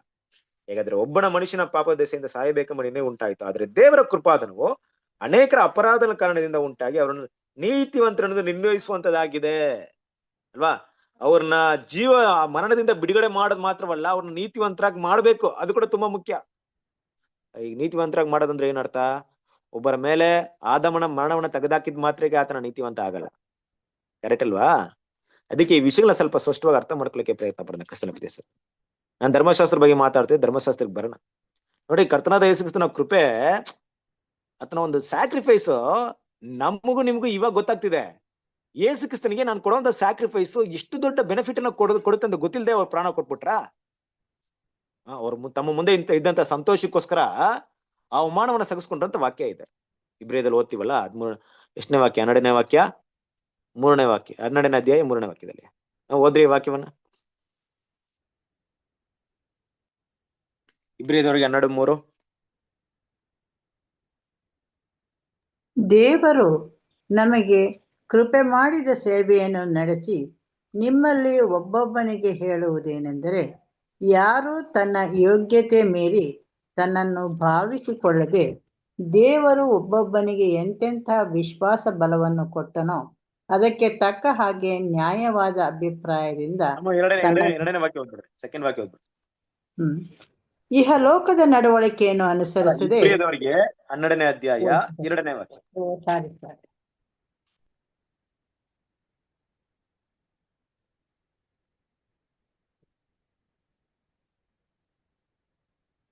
ನಂಬಿಕೆಯನ್ನು ಹುಟ್ಟಿಸುವವನು ಪೂರೈಸುವವನು ಆಗಿರುವ ಯೇಸುವಿನ ಮೇಲೆ ದೃಷ್ಟಿಯಿಟ್ಟು ನಮಗೆ ನೇಮಕವಾದ ಓಟವನ್ನು ಸ್ಥಿರಚಿತ್ತದಿಂದ ಓಡೋಣ. ಆತನು ತನ್ನ ಮುಂದೆ ಇಟ್ಟಿದ್ದ ಸಂತೋಷಕ್ಕೋಸ್ಕರ ಅವಮಾನವನ್ನು ಅಲಕ್ಷ್ಯ ಮಾಡಿ ಶಿಲುಬೆಯ ಮರಣವನ್ನು ಸಹಿಸಿಕೊಂಡು ದೇವರ ಸಿಂಹಾಸನದ ಬಲಗಡೆಯಲ್ಲಿ ಆಸನಾರೂಢನಾಗಿದ್ದಾನೆ. ನೋಡಿದ್ರ, ತನ್ನ ಮುಂದೆ ಇಟ್ಟಂತ ಸಂತೋಷ. ನೋಡಿ, ಕರ್ತನಾದ ಯೇಸು ಕ್ರಿಸ್ತನಿಗೆ ತಾನು ಕೊಡುವಂತ ಸ್ಯಾಕ್ರಿಫೈಸ್ ಅಲ್ಲಿ ಇಷ್ಟೆಲ್ಲ ಬೆನಿಫಿಟ್ ಬರುತ್ತೆ ಅಂತ ಗೊತ್ತಿಲ್ದೇನೆ ಅಷ್ಟು ದೊಡ್ಡ ಸ್ಯಾಕ್ರಿಫೈಸ್ ನ ಮಾಡ್ಬಿಟ್ರ ಅಂದ್ರೆ ಖಂಡಿತ ಇಲ್ವೇ ಇಲ್ಲ ಅಲ್ವಾ. ಅವ್ರಿಗೆ ಸ್ಪಷ್ಟವಾಗಿ ಗೊತ್ತಿತ್ತು, ನಾನು ಈ ಕೆಲಸವನ್ನ ಮಾಡಿದ್ರೆ ಇಷ್ಟೆಲ್ಲ ಬೆನಿಫಿಟ್ ಆಗುತ್ತೆ ಅಂತ ಅಲ್ವಾ, ಇಷ್ಟೆಲ್ಲ ಆಗುತ್ತೆ ಅಂದ್ಬಿಟ್ಟು ಸ್ಪಷ್ಟವಾಗಿ ಗೊತ್ತಿತ್ತು ಕರ್ತನಾದ ಯೇಸು ಕ್ರಿಸ್ತನಿಗೆ. ನಾನು ಕೊಡಂತ ರಾನ್ಸಮ್, ದೇವ್ರು ನನಗೆ ಜೀವ ಕೊಡ್ತಾರ, ಇಂಥ ಜೀವ ಕೊಡ್ತಾರ, ಅದು ಸೆಕೆಂಡ್ರಿ. ದೇವ್ರು ನನಗೆ ಏನ್ ಕೊಡ್ಬೇಕಾಗುತ್ತೋ ಸಲ್ಲಿಸ್ಬೇಕಾಗುತ್ತೋ ಸಲ್ಲಿಸ್ತಾರೆ ಬಿಡ್ರಿ. ಆದ್ರೆ ನಾನು ಮಾಡೋದ ಈ ಸ್ಯಾಕ್ರಿಫೈಸ್ ಏನೆಲ್ಲ ಬೆನಿಫಿಟ್ ತಂದು ಕೊಡುತ್ತೆ, ಏನೆಲ್ಲ ಅನುಕೂಲವಾಗುತ್ತೆ, ಏನೆಲ್ಲ ಒಳ್ಳೆ ಕೆಲಸ ಆಗುತ್ತೆ, ಇದನ್ನೆಲ್ಲ ಯೋಚನೆ ಮಾಡ್ದೇನೆ ಸ್ಯಾಕ್ರಿಫೈಸ್ ಕೊಟ್ಬಿಟ್ರ ಕರ್ತನಾದ ಯೇಸು ಕ್ರಿಸ್ತನು? ಖಂಡಿತ ಯೋಚನೆ ಮಾಡ್ಬೇಕು. ಅದಕ್ಕೆ ವಾಕ್ಯ ಇದೆ ಅದೆಲ್ಲ, ಮನೆ ಕಟ್ಟುವವನು ಏನು ಖರ್ಚಾಗುತ್ತಂತ ನೋಡದೆ ಮನೆ ಕಟ್ಬಿಡ್ತಾರ ಅಲ್ವಾ. ಹಾಗೆ ಕರ್ತನಾದ ಯೇಸು ಕ್ರಿಸ್ತನು ನಾನ್ ಕೊಡುವಂತ ಸ್ಯಾಕ್ರಿಫೈಸ್ ಅಲ್ಲಿ ಏನೆಲ್ಲ ಬೆನಿಫಿಟ್ ಬರುತ್ತೆ, ಏನೆಲ್ಲ ಆಗುತ್ತೆ ಅಂತ ಚೆನ್ನಾಗ್ ಗೊತ್ತಿತ್ತು. ಅಂದ್ರೆ ಒಂದ್ ವೇಳೆ ದೇವ್ರು, ನೋಡಪ್ಪ ನೀನೇನ್ ಮಾಡು, ಹೋಗಿ ರಾನ್ಸಮ್ ಮಾತ್ರ ಕೊಡು, ಎಲ್ರು ಪುನರ್ತನಾಗ್ ಬರ್ಲಿ, ಆದಾಮನ ಮರಣದಿಂದ ಅವನ್ನ ತೆಗ್ದಾಕ್ಬಿಡು ಅಂತ ಹೇಳಿದ್ರೆ ಯೇಸು ಕ್ರಿಸ್ತ ನೆಕ್ಸ್ಟ್ ಯೋಚನೆ ಮಾಡ್ತಾ ಇದ್ರು, ಕರೆಕ್ಟ್ ದೇವ್ರೆ ತಂದೆ, ನಿಮ್ಮ ನೀತಿ ಪ್ರಕಾರ ಆದಾಮನ ಮರಣ ತೆಗ್ದಾಕದೆ, ಅವ್ರೆಲ್ರು ಪುನರ್ತನ ಬರ್ತಾರೆ. ಆದ್ರೆ ಅವ್ರ ಪಾಪದ ಮನಸ್ಸಿನ ಭಾವನೆಗಳು ಅವರ ಹೃದಯದಲ್ಲೇ ಇರುತ್ತೆ, ಮತ್ತೆ ಅವ್ರು ಪಾಪ ಮಾಡ್ತಾರೆ. ನೀವಿಟ್ಟಿರುವಂತ ಶಿಕ್ಷೆ, ನೀವಿಟ್ಟಿರುವಂತ ಶಾಶ್ವತವಾದದ್ದು. ಪಾಪದ ಸಂಬಳ ಮರಣ ಅನ್ನೋದು ಶಾಶ್ವತವಾದದ್ದು. ಪಾಪದ ಸಂಬಳ ಮರಣಕ್ಕೆ, ಪಾಪ ಮಾಡಿದ್ದಕ್ಕೆ ಸಂಬಳವಾಗಿ ಮರಣ ಕೊಟ್ಬಿಟ್ರಿ, ಅದಕ್ಕೆ ಕೃಪವಾಗಿ ನನ್ನನ್ನ ಜೀವನ ಕೊಟ್ರಿ, ಮತ್ತೆ ಪುನರ್ತನ ಎದ್ ಬಂದು ಮತ್ತೆ ಪಾಪ ಮಾಡಿದ್ರು, ಮತ್ತೆ ಏನ್ ಮಾಡ್ತೀರಾ, ಅವ್ರಿಗೆ ಮಾಡೋದನ್ನ ಕೊಟ್ಬಿಡ್ತೀರಾ. ಆದ್ರೆ ಅದಕ್ ಬದಲಾಗಿ ಪುನರ್ತನ ಆದವರು ಜೀವವನ್ನು ಹೊಂದ್ಕೊಳ್ಳಕ್ಕೆ ಏನಾದ್ರು ಮಾರ್ಗ ಮಾಡಿಕೊಟ್ಟು, ಅಲ್ಲಿ ನೀವೇನಾದ್ರೂ ಕೃಪೆಯನ್ನ ಇಟ್ಟು ಅಲ್ವಾ, ಅವ್ರ ನೀತಿಯನ್ನ ಕಲಿಯೋದಕ್ಕೆ ಮಾರ್ಗವನ್ನ ಕೊಟ್ರೆ, ಒಂದ್ ವೇಳೆ ನಾನು ಅಂದ್ರೆ ಯಾರಾದ್ರೂ ಅವ್ರನ್ನ ನಡೆಸ್ಕೊಂಡು ಹೋದ್ರೆ, ಆ ದಾರಿಯಲ್ಲಿ ಕರೆಕ್ಟ್ ಆಗಿ ಗೈಡ್ ಮಾಡ್ಕೊಂಡು ಹೋದ್ರೆ, ಕರೆಕ್ಟ್ ಆಗಿ ಆಲೋಚನೆ ಕೊಡೋದಾಗಿದ್ರೆ ಅವ್ರಿಗೆ ಏನ್ ಸಿಗುತ್ತೆ, ಲೈಫ್ ಸಿಗ್ಬೋದಲ್ವಾ. ನೋಡ್ರಿ, ಎಷ್ಟೆಲ್ಲ ಯೋಚನೆ ಮಾಡ್ಬೇಕಾಯ್ತಲ್ವಾ. ಯಾಕಂದ್ರೆ ಆತನ ಕೊಟ್ಟಂತ ಸ್ಯಾಕ್ರಿಫೈಸ್ ನಿಷ್ಫಲವಾಗ್ಬಾರ್ದು. ಪ್ರಾಣ ಕೊಟ್ಬಿಟ್ಟೆ, ಆದಾಮನಿಗೋಸ್ಕರ ಕೊಟ್ಟಂತ ಲೈಫ್ಗೋಸ್ಕರ ಎಲ್ರಿಗೂ ಆದಾಮನ ಮಾಡೋದ್ರಿಂದ ಬಿಡುಗಡೆ ಆಗ್ಬಿಟ್ಟು ಬಂದ್ಬಿಟ್ರು. ಆದ್ರೆ ಇನ್ನೂ ಪಾಪಿಗಳಾಗಿದ್ದಾರೆ, ಮತ್ತೊಂದ್ಸರಿ ಪಾಪ ಮಾಡೋ ಶಿಕ್ಷೆ ಆಗುತ್ತೆ. ಆದ್ರೆ ಮತ್ತೆ ಶಿಕ್ಷೆ ಆಗಿ ಮತ್ತೆ ಅವ್ರೆಲ್ರೂ ಸತ್ತೋಗ್ಬಿಟ್ರೆ ನಾನು ಕೊಟ್ಟಂತ ರಾನ್ಸಮ್ ಬೆಲೆ ಏನಾಗ್ಬಿಡುತ್ತೆ. ಇದನ್ನೆಲ್ಲ ಯೋಚನೆ ಮಾಡದೇ ಇರ್ತಾರೆ ಕರ್ತನಾದ ಯೇಸು ಕ್ರಿಸ್ತನು. ಯೋಚನೆ ಮಾಡಿರ್ತಾನೆ ತಾನೆ, ಖಂಡಿತ ಯೋಚನೆ ಮಾಡಿರ್ತಾರೆ. ಕರೆಕ್ಟ್ ಅಲ್ವಾ. ಅದಕ್ಕೆ ವಾಕ್ಯ ಹೇಳ್ತಿರೋದು, ಹೋದ್ರೆ ಐಶ್ಯ 53ನೇ ಅಧ್ಯಾಯ 11ನೇ ವಾಕ್ಯ. ತನ್ನ ಆತ್ಮವು ಅನುಭವಿಸಿದ ಫಲವನ್ನು ಕಂಡು ತೃಪ್ತನಾದವನು. ತನ್ನ ಸೇವಕನು ತನ್ನ ಜ್ಞಾನದ ಮೂಲಕ ಬಹು ಜನರನ್ನ ಧರ್ಮ ಮಾರ್ಗಕ್ಕೆ ತರುವನು, ಅವರ ಅಪರಾಧಗಳನ್ನು ಹೊತ್ತುಕೊಂಡು ಹೋಗುವನು. ನೋಡ್ರಿ, ಈ ವಾಕ್ಯವನ್ನ ಸ್ವಲ್ಪ ಕ್ಲಿಯರ್ ಆಗಿ ಹೋದ್ರೆ, ಸ್ವಲ್ಪ ಮೇಲೆ ಕೆಳಗಡೆ ಇದೆ, ಅದನ್ನ ಕ್ಲಿಯರ್ ಆಗಿ ಓದೋಣ. ಏನಂದ್ರೆ, ಆತನು ಅನೇಕರ ಅಪರಾಧಗಳನ್ನು ಹೊತ್ತುಕೊಂಡು ಹೋದ್ರಿಂದ ಅಲ್ವಾ, ಧರ್ಮಾತ್ಮನಾದ ನನ್ನ ಸೇವಕನು ತನ್ನ ಜ್ಞಾನದ ಮೂಲಕ ಬಹುಜನ ಧರ್ಮ ಮಾರ್ಗಕ್ಕೆ ತರುವುದರಿಂದ ಆತನು ಆತ್ಮನು ಅನುಭವಿಸಿದ ಶ್ರಮದ ಫಲದಿಂದ ತೃಪ್ತನಾಗುವನು. ಅಂದ್ರೆ ಆತನು ತುಂಬಾ ತೃಪ್ತಿ ಆಗ್ತಾರೆ. ಯಾಕಂದ್ರೆ ನಾನ್ ಕೊಟ್ಟಿರುವಂತ ಸ್ಯಾಕ್ರಿಫೈಸ್ ಇಂದ ಇದೆಲ್ಲ ಸಾಧ್ಯತೆ ಇದೆ. ಮತ್ತೆ ಜೀವ ಬಂದವ್ರಿಗೆ ಕೃಪೆ ಕೊಡ್ಬೋದು, ಕೃಪೆ ಮೇಲೆ ಕೃಪೆ ಕೊಡ್ಬೋದು. ಪಾಪ ಮಾಡಿದ್ರೆ ಬಲಹೀನತೆಯಿಂದ ಕ್ಷಮಾಪಣೆ ಕೊಡ್ಬೋದು, ತಂದೆ ಹತ್ರ ಕೇಳ್ಬೋದು, ಬೇಲಾಡ್ಬೋದು. ಇವನ್ನ ಕ್ಷಮಿಸಿ ಅಂತ ಬೇಲಾಡಿ ಅವ್ರನ್ನ ಹೆಂಗಾದ್ರೂ ದೇವ್ರ ಮಾರ್ಗ ಕರ್ಕೊಂಬಂದ್ ಬಿಡ್ಬೋದು.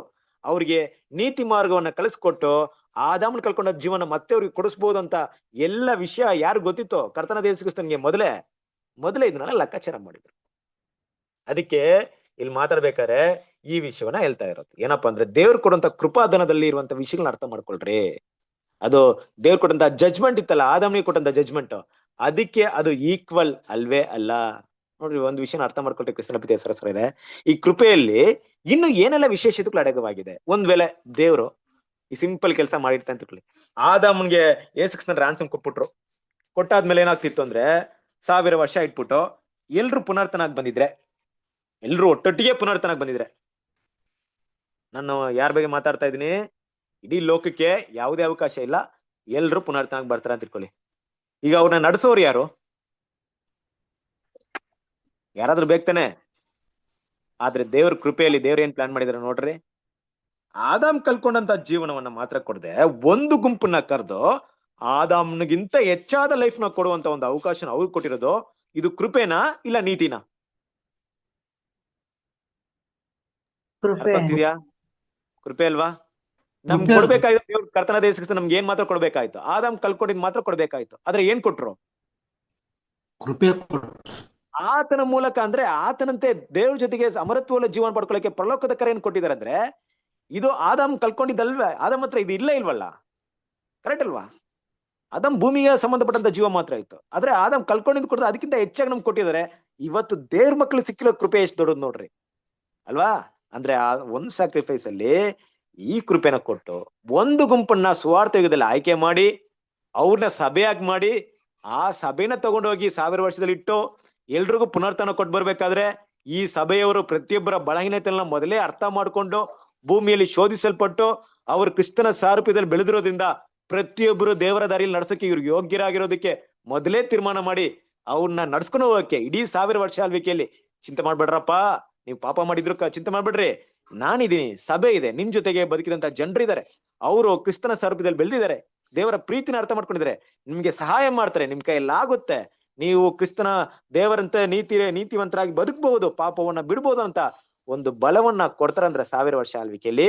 ಇದೆಲ್ಲ ಏನಪ್ಪಾ ಅಂದ್ರೆ, ಇದೆಲ್ಲ ದೇವರ ಕೃಪೆ. ಕರೆಕ್ಟಾ? ಈ ಕೃಪೆ ಎಲ್ಲಿದೆ? ತಂದೆಯ ದೇವರು ತನ್ನ ಮಗನ್ ಕೊಟ್ಟಂತ ಒಂದು ಸ್ಯಾಕ್ರಿಫೈಸ್ ಹೊರಡೆ ಇದೆಲ್ಲ ಇದೆ.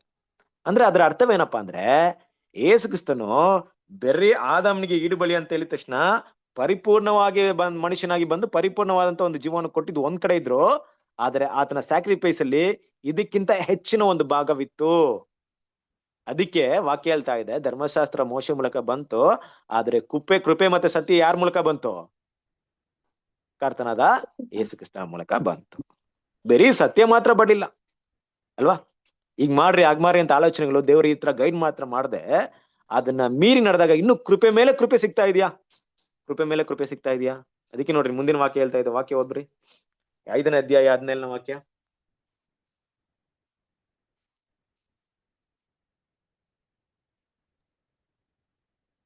ಒಬ್ಬನು ಮಾಡಿದ ಅಪರಾಧದಿಂದ ಮರಣವು ಉಂಟಾಗಿ ಆ ಒಬ್ಬನ ದೆಸೆಯಿಂದಲೇ ಆಳುವದಾದರೆ,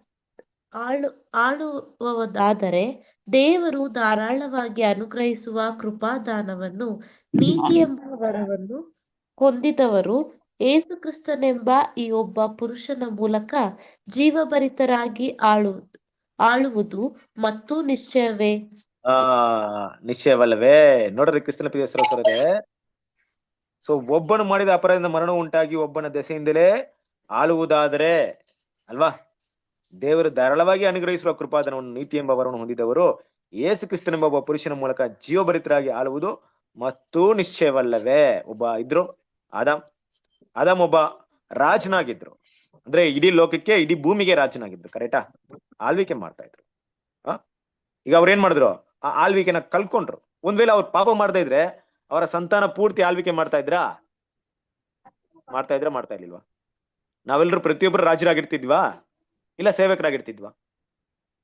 ಒಂದ್ ವೇಳೆ ಪಾಪ ಮಾಡ್ತಾ ಇದ್ರೆ ಬಡವರು ಶ್ರೀಮಂತ ಅಂತ ವಿಷಯಗಳು ಬರ್ತಾ ಇರ್ಲಿಲ್ಲ, ಆಳು ಒಡೆಯ ಅಂತ ವಿಷಯಗಳಿರ್ಲಿಲ್ಲ, ಎಲ್ರು ಕೂಡ ಆಳ್ವಿಕೆ ಮಾಡ್ತಾ ಇದ್ರೆ ಏನೇನ್ ಆಳ್ವಿಕೆ ಮಾಡ್ತಾ ಇದ್ವಿ? ದೇವ್ರು ಉಂಟು ಮಾಡಿದ ಪ್ರಾಣಿ ಪಕ್ಷಿಗಳಿಗೆ ಏನ್ ಮಾಡ್ತಿದ್ವಿ? ನಾವು ಆಳ್ವಿಕೆ ಮಾಡ್ತಾ ಇದ್ವಿ, ರೂಲ್ ಮಾಡ್ತಾ ಇದ್ವಿ ಅಲ್ವಾ? ಇಡೀ ಭೂಮಿನ ಆಳ್ವಿಕೆ ಮಾಡ್ತಾ ಇದ್ವಿ. ಯಾರು ಮನುಷ್ಯರ ಮೇಲೆ ಮನುಷ್ಯ ಆಳ್ವಿಕೆ ಮಾಡ್ತಾ ಇರಲಿಲ್ಲ. ಕರೆಕ್ಟ್ ಅಲ್ವಾ? ಆದ್ರೆ ಆ ಆಳ್ವಿಕೆನ ಯಾರು ಕಳ್ಕೊಂಡ್ರು? ಆದಾಮ್ ಪಾಪ ಮಾಡಿದ್ನ ಕಳ್ಕೊಂಡ್ಬಿಟ್ರು. ಕರೆಕ್ಟ್ ಅಲ್ವಾ? ಈಗ ದೇವ್ರು ಕೊಟ್ಟಿರುವಂತ ಕೃಪೆ ವರ ಹೇಗಿದೆ ಅಂದ್ರೆ, ತನ್ನ ಒಬ್ಬನೇ ಮಗನ ಮೂಲಕ ಆ ನೀತಿಯನ್ನ ಅರಿತು ದೇವ್ರು ಕೊಟ್ಟಿರುವಂತ ನೀತಿಯ ಪ್ರಕಾರವಾಗಿ ಕ್ರಿಸ್ತನ ಸಾರಥ್ಯದ ನಡೆದ್ರೆ, ಮ್ಯೂಟ್ ಮಾಡ್ಕೊಳ್ರಿ, ಎಲ್ಲ ಅಲ್ಲಿ ಸೌಂಡ್ ಬರ್ತಾ ಇದೆ, ಮ್ಯೂಟ್ ಮಾಡ್ಕೊಳ್ಳಿ, ಮ್ಯೂಟ್ ಮಾಡ್ಕೊಳ್ಳಿ.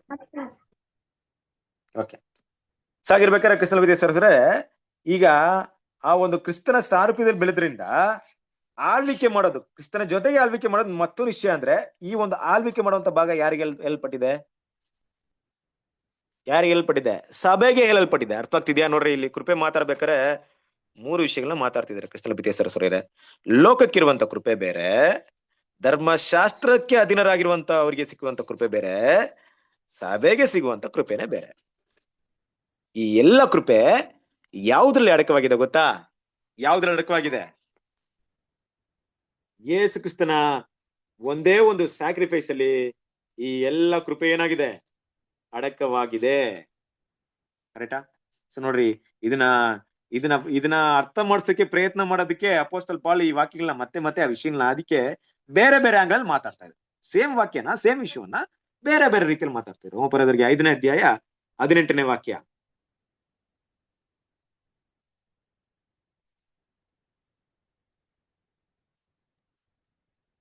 ಹೀಗಿರಲಾಗಿ ಒಂದೇ ಅಪರಾಧದ ಮೂಲಕ ಎಲ್ಲಾ ಮನುಷ್ಯರಿಗೆ ಸಾಯಬೇಕೆಂಬ ನಿರ್ಣಯವು ಹೇಗೆ ಉಂಟಾಯಿತೋ, ಹಾಗೆಯೇ ಒಂದೇ ಸತ್ಕಾರ್ಯದಿಂದ ಎಲ್ಲಾ ಮನುಷ್ಯರಿಗೆ ನೀತಿವಂತರೆಂಬ ನಿರ್ಣಯವು ಉಂಟಾಗಿ ಜೀವವನ್ನು ಫಲಿಸುತ್ತದೆ. ನೋಡಿದ್ರ, ಇದು ಮನುಷ್ಯರಿಗಿರುವಂತ ಲೈಫ್. ಅರ್ಥ ಮಾಡ್ಕೊಳ್ಳೋಣ. ಮುಖ್ಯವಾಗಿ ಈ ನಿರ್ಣಯ ಅನ್ನುವಂತ ಒಂದು ಪದ ಇದೆಯಲ್ಲ, ನಿರ್ಣಯ ಅಂದ್ರೆ ಅದು ಏನಪ್ಪಾ ಅಂದ್ರೆ ದೇವರು ಜಡ್ಜ್ಮೆಂಟ್ ಕೊಟ್ಟಿದ್ದಾರೆ ಅಂತ ಅರ್ಥ. ದೇವರು ನಿರ್ಧಾರ ಮಾಡ್ಬಿಟ್ಟಿದ್ದಾರೆ. ದೇವರ ಡಿಸಿಷನ್ ಇಸ್ ಫೈನಲ್. ಪಾಪದ ಸಂಬಳ ಮರಣ ಅಂತ ಏನ್ ಡಿಸೈಡ್ ಮಾಡಿದ್ರೋ ಅದು ಫೈನಲ್ ಜಡ್ಜ್ಮೆಂಟ್. ಅದನ್ನ ಯಾರು ಕೂಡ ಯಾವತ್ತು ಕೂಡ ಬದಲಾವಣೆ ಮಾಡಕ್ಕಾಗದೇ ಇರುವಂತ ಜಡ್ಜ್ಮೆಂಟ್ ಅದು. ದೇವ್ರ ಅವ್ರ ನಿರ್ಣಯ ಮಾಡಿದ್ರೆ ಮುಗೀತು ಅಲ್ವಾ? ಸೊ ಹೇಗೆ ಅವ್ರ ನಿರ್ಣಯ ಮಾಡಿದ್ಮೇಲೆ ಅದು ಮುಕ್ತಾಯವಾಯ್ತೋ ಕ್ರಿಸ್ತನ ವಿದ್ಯೆ ಸರಸ್ವರೇ, ಅದೇ ಪ್ರಕಾರ ಇನ್ನೊಂದು ಕೂಡ ನಿರ್ಣಯ ಮಾಡಿದ್ದಾರೆ ದೇವ್ರು. ಏನ್ ನಿರ್ಣಯ ಮಾಡಿದ್ದಾರೆ? ಒಬ್ಬ ಮನುಷ್ಯನು ಪಾಪ ಮಾಡಿದ್ರಿಂದ ಎಲ್ರಿಗೂ ಮರಣದಂಡನೆ ಡಿಸೈಡೆಡ್. 6000 ವರ್ಷ ಯಾರು ಕೂಡ ಮರಣದಿಂದ ತಪ್ಪಿಸ್ಕೊಂಡು ಜೀವ್ಸಕ್ಕಾಗ್ಲಿಲ್ಲ. 1000 ವರ್ಷ ಬದುಕು, 1000 ವರ್ಷದೊಳಗೆ ಎಲ್ಲರೂ ಸತ್ತೋಗ್ಬಿಟ್ರು ಅಲ್ವಾ? ಅದಕ್ಕಿಂತ ಹೆಚ್ಚಾಗಿ ಯಾರು ಬದುಕಿಲ್ಲ. ಬದುಕಕ್ಕೆ ಎಷ್ಟೇ ಪ್ರಯತ್ನ ಮಾಡಿದ್ರು ಯಾರ ಕೈಲೂ ಮರಣದಿಂದ ತಪ್ಪಿಸ್ಕೊಳ್ಳಕ್ಕೆ ಆಗ್ತಾ ಇಲ್ಲ. ಮನುಷ್ಯ ಭೂಮಿನ ಬಿಟ್ಟು ಬೇರೆ ಗ್ರಹಕ್ಕೆ ಹೋಗ್ತಾ ಇದ್ದಾನೆ, ದೊಡ್ಡ ದೊಡ್ಡ ಮಿಷನ್ ಕಂಡಿಡ್ತಾ ಇದ್ದಾನೆ. ಈಗೇನೋ ಇನ್ನೊಂದು ಟೆಕ್ನಾಲಜಿಯಲ್ಲಿ ತುಂಬಾ ಅಭಿವೃದ್ಧಿ ಆಗ್ತಾ ಇದ್ದಾನೆ, ಆದ್ರೆ ಮರಣದಿಂದ ತಪ್ಪಿಸ್ಕೊಳ್ಳಕ್ಕೆ ಯಾರ ಕೈನೂ ಆಗ್ತಾ ಇಲ್ಲ. ಯಾಕಂದ್ರೆ ಇಸ್ ಫೈನಲ್ ಡಿಸಿಷನ್, ದೇವರ ಫೈನಲ್ ಜಡ್ಜ್ಮೆಂಟ್. ಇನ್ನೊಂದು ಜಡ್ಜ್ಮೆಂಟ್ ಕೂಡ ಪಾಸ್ ಆಗಿದೆ. ಏನಪ್ಪಾ ಜಡ್ಜ್ಮೆಂಟ್ ಅಂದ್ರೆ, ಇನ್ನೊಬ್ಬ ವ್ಯಕ್ತಿ ತನ್ನ ಜೀವವನ್ನು ಎಲ್ಲರಿಗೋಸ್ಕರ ಕೊಟ್ಟಿದ್ರಿಂದ ಎಲ್ರಿಗೂ ಲೈಫ್ ಸಿಗ್ಬೇಕು ಅಂತ ಜಡ್ಜ್ಮೆಂಟ್ ಕೂಡ ಏನಾಗಿದೆ? ಆಲ್ರೆಡಿ ಪಾಸ್ ಆಗಿದೆ. ದೇವರನ್ನ ಪಾಸ್ ಮಾಡಿದೆ ಅಲ್ವಾ? ಹಾಗಾದ್ರೆ ಏನರ್ಥ? ಅದಕ್ಕೆ ಹೇಳ್ತಾ ಇದ್ರೆ ಖಂಡಿತವಾಗ ಅದು ಅದಕ್ಕೆ ನಿಶ್ಚಯವಲ್ವೇ, ಖಂಡಿತವಾಗ್ಲೂ ಅವ್ರೆಲ್ರಿಗೂ ಏನಾಗುತ್ತೆ? ಲೈಫ್ ಸಿಕ್ಕೇ ಸಿಗುತ್ತೆ. ಇಡೀ ಲೋಕ ಪುನರ್ತನ ಹಾಗೆ ಆಗ್ತಾರೆ. ಯಾಕಂದ್ರೆ ದೇವರ ಮೊದಲನೇ ಜಡ್ಜ್ಮೆಂಟ್ ಎಷ್ಟು ಸ್ಟ್ರಾಂಗ್ ಇತ್ತೋ ಅಷ್ಟೇ ಸ್ಟ್ರಾಂಗ್ ಆಗಿ 2ನೇ ಜಡ್ಜ್ಮೆಂಟ್ ಕೂಡ ಇದೆ. ಅದರಲ್ಲಿ ಯಾವುದೇ ಬದಲಾವಣೆ ಇಲ್ಲ. ನೋಡಿ, ಒಂದ್ ಕಡೆ ಕೃಪೆ ಇದೆ ಕ್ರಿಸ್ತನ ವಿದ್ಯೆ ಸರಸ್ವರೇ, ದೇವರ ಜಡ್ಜ್ಮೆಂಟ್ ಇದೆ. ಇದೆಲ್ಲ ಕೂಡ ಏನ್ನ ಸ್ಪಷ್ಟ ಮಾಡ್ತಾ ಇದೆ ಅಂದ್ರೆ, ದೇವರು ಮನುಷ್ಯನ ಮರಣದಿಂದ ಬಿಡಿಸೋದು ಮಾತ್ರವಲ್ಲ, ಬದಲಾಗಿ ಮನುಷ್ಯನ ಜೀವದ ಕಡೆಗೂ ನಡೆಸ್ಬೇಕಂತ ಪ್ಲಾನ್ ಮಾಡ್ಕೊಂಡಿದ್ದಾರೆ. ಅದಕ್ಕೆ ರೋಮಪುರದವರಿಗೆ 5ನೇ ಅಧ್ಯಾಯ 19ನೇ ವಾಕ್ಯ ಹೇಳ್ತಾ ಇದೆ, ಹೋದ್ರಿ.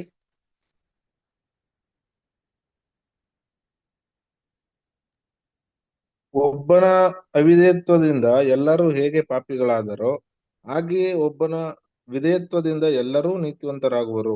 ಎಸ್, ನೋಡ್ರಿ, ಇಲ್ಲಿ ಒಬ್ಬ ಅವಿಧೇಯತ್ವದಿಂದ ಎಲ್ಲರೂ ಪಾಪ ಮಾಡಿದ್ರು. ಕರೆಕ್ಟಾ? ಇವಾಗ ಇಡೀ ಲೋಕಕ್ಕೆ ಪಾಪದ ಸಂಬಳ ಮರಣ ಅನ್ನೋದು ಗೊತ್ತಿಲ್ಲ. ಆದಾಮ್ ಪಾಪ ಮಾಡಿದ್ರೆ ನಾವೆಲ್ಲರೂ ಸಾಯ್ತಾ ಇದೀವಿ ಅಂತನೂ ಗೊತ್ತಿಲ್ಲ. ಕರೆಕ್ಟಾ? ಸುಮಾರು ಜನಕ್ಕೆ ಈಗ ಅವ್ರೇನ್ ತಿಳ್ಕೊಂಡಿದ್ದಾರೆ, ನಾವೆಲ್ಲರೂ ಸಾಯ್ತಾ ಇದೀವಿ, ಆದ್ರೆ ಈ ಸಾವಿಂದ ಬಿಡ್ಸಕ್ಕಂತೂ ಯಾರ ಕೈಯಲ್ಲಿ ಆಗಲ್ಲ ಅಂತ ಗೊತ್ತು. ಅದ್ರ ದೇವರ ಜಡ್ಜ್ಮೆಂಟ್ ಒಂದಿನ ಅರ್ಥ ಮಾಡ್ಕೊಂಡಾಗ, ಒಂದು ವ್ಯಕ್ತಿ ಪಾಪ ಮಾಡಿದ್ರಪ್ಪ, ಅವರಿಂದ ನಾವೆಲ್ಲರೂ ಸಾಯ್ತಾ ಇದೀವಿ. ಮರಣ ಅಂತ ನಮ್ಗೆ ಬರ್ತಾ ಇರೋದು ಆದಾಮ್ ಮಾಡಿದಂತ ಪಾಪದಿಂದ. ಕರೆಕ್ಟ್? ಈಗ ಆ ಒಂದು ಜಡ್ಜ್ಮೆಂಟ್ ನ ಜನರು ಅರ್ಥ ಮಾಡ್ಕೊಂಡಾಗ ಅವರ ಜ್ಞಾನಕ್ಕೆ, ನೋಡ್ರಿ, ಇವತ್ತು ನಾವು ಅಷ್ಟೇನು ಬುದ್ಧಿವಂತರಲ್ಲ, ನಾವೆಲ್ಲ ದಡ್ರು, ದೇವ್ರ ದೃಷ್ಟಿಯಲ್ಲಿ ದಡ್ರೆ. ಕರೆಕ್ಟ್ ಅಲ್ವಾ? ನಾವು ಜ್ಞಾನಿಗಳಲ್ಲ ದೇವ್ರ ಕರೆದಿಲ್ಲ ಇವತ್ತು. ಇವತ್ತು ನಾವೇನೋ ಒಂದು ವಿಷಯ ಅರ್ಥ ಮಾಡ್ಕೊಳ್ತೀವಂದ್ರೆ ಕಾರಣ ನಾವು ಕಲ್ತಿರುವಂತ ಬುದ್ಧಿವಂತಿಕೆಯಿಂದ ಅಲ್ಲ. ಕರೆಕ್ಟ್ ಅಲ್ವಾ? ದೇವ್ರು ಕೊಡುವಂತ ಪವಿತ್ರಾತ್ಮನ ಜ್ಞಾನದ ಮೂಲಕ ನಾವು ಅರ್ಥ ಮಾಡ್ಕೊಳ್ತೀವಿ. ಯಾಕಂದ್ರೆ ದೇವರ ವಿಷಯಗಳನ್ನ ಅರ್ಥ ಮಾಡ್ಕೊಳ್ಳೋ ನಮ್ಗೆ ತುಂಬಾ ಕಷ್ಟ ಇದೆ. ಆದ್ರೆ ಮುಂದೊಂದು ದಿನ ಬರುತ್ತಲ್ವಾ, ಈ ಪರಿಪೂರ್ಣವಾದಂತ ಜನರು ಜ್ಞಾನದಲ್ಲಿ ಬೆಳೆದಿರುವಂತ ಏನ್ ಮಾಡ್ತಾರೆ, ಕೆಲವೊಂದು ವಿಷಯಗಳನ್ನ ಸ್ಪಷ್ಟವಾಗಿ ಅರ್ಥ ಮಾಡ್ಕೊಳ್ತಾರೆ. ಏನಪ್ಪಾ ಅಂದ್ರೆ, ಒಬ್ಬನು ಮಾಡಿದಂತ ಅವಿಧೇಯತ್ವದಿಂದ ಮರಣ ಬಂತು. ಆ ಮರಣದಿಂದ ಬಿಡಿಸಕ್ಕೆ ಯಾರಿಗೂ ಆಗ್ಲಿಲ್ಲ. ಆದ್ರೆ ಆ ಅವಿಧೇಯತ್ವನ ತೆಗೆದಾಕೋದಕ್ಕೆ ವಿಧೇಯತ್ವ ಎಂಬ ದೊಡ್ಡ ಗುಣಗಳನ್ನ ಒಬ್ಬ ತೋರಿಸ್ಬೇಕು. ಯಾರೊಬ್ರು ದೇವರ ಎದುರು ನೋಡುವಂತ ವಿಧೇಯತ್ವನ ತೋರಿಸ್ತಾರೋ ಅವರಿಂದ ಮಾತ್ರ ನಮ್ಗೆ ವಿಮೋಚನೆ, ಬಿಡುಗಡೆ, ಮುಕ್ತಿ ಸಿಗುತ್ತೆ ಅನ್ನೋದು ವಿಷಯ ಅರ್ಥ ಮಾಡ್ಕೊಂಡಿರ್ತಾರೆ. ಆ ವಿಧೇಯತೆ ಅನ್ನೋ ವಿಷಯ ಅಂದ್ರೆ ಒಬಿಡಿಯನ್ಸ್ ನ ತೋರಿಸೋದು ಸಾಧಾರಣವಾದ ವಿಷಯನಾ? ಅಷ್ಟು ಈಸಿನಾ ಅಂದ್ರೆ ಅಷ್ಟು ಈಸಿ ಅಲ್ಲ. ಎಷ್ಟು ಮಟ್ಟಿಗೆ ವಿಧೇಯತೆನ ತೋರಿಸ್ಬೇಕಾಗಿತ್ತು ಅಲ್ವಾ? ಅದನ್ನ ಓದ್ತೀವಲ್ಲ ಫಿಲಿಪ್ಪಿಯದವರಿಗೆ 2ನೇ ಅಧ್ಯಾಯ 5ನೇ ವಾಕ್ಯ ಓದ್ರಿ. ಫಿಲಿಪ್ಪಿಯದವರಿಗೆ 2ನೇ ಅಧ್ಯಾಯ 5ನೇ ವಾಕ್ಯ.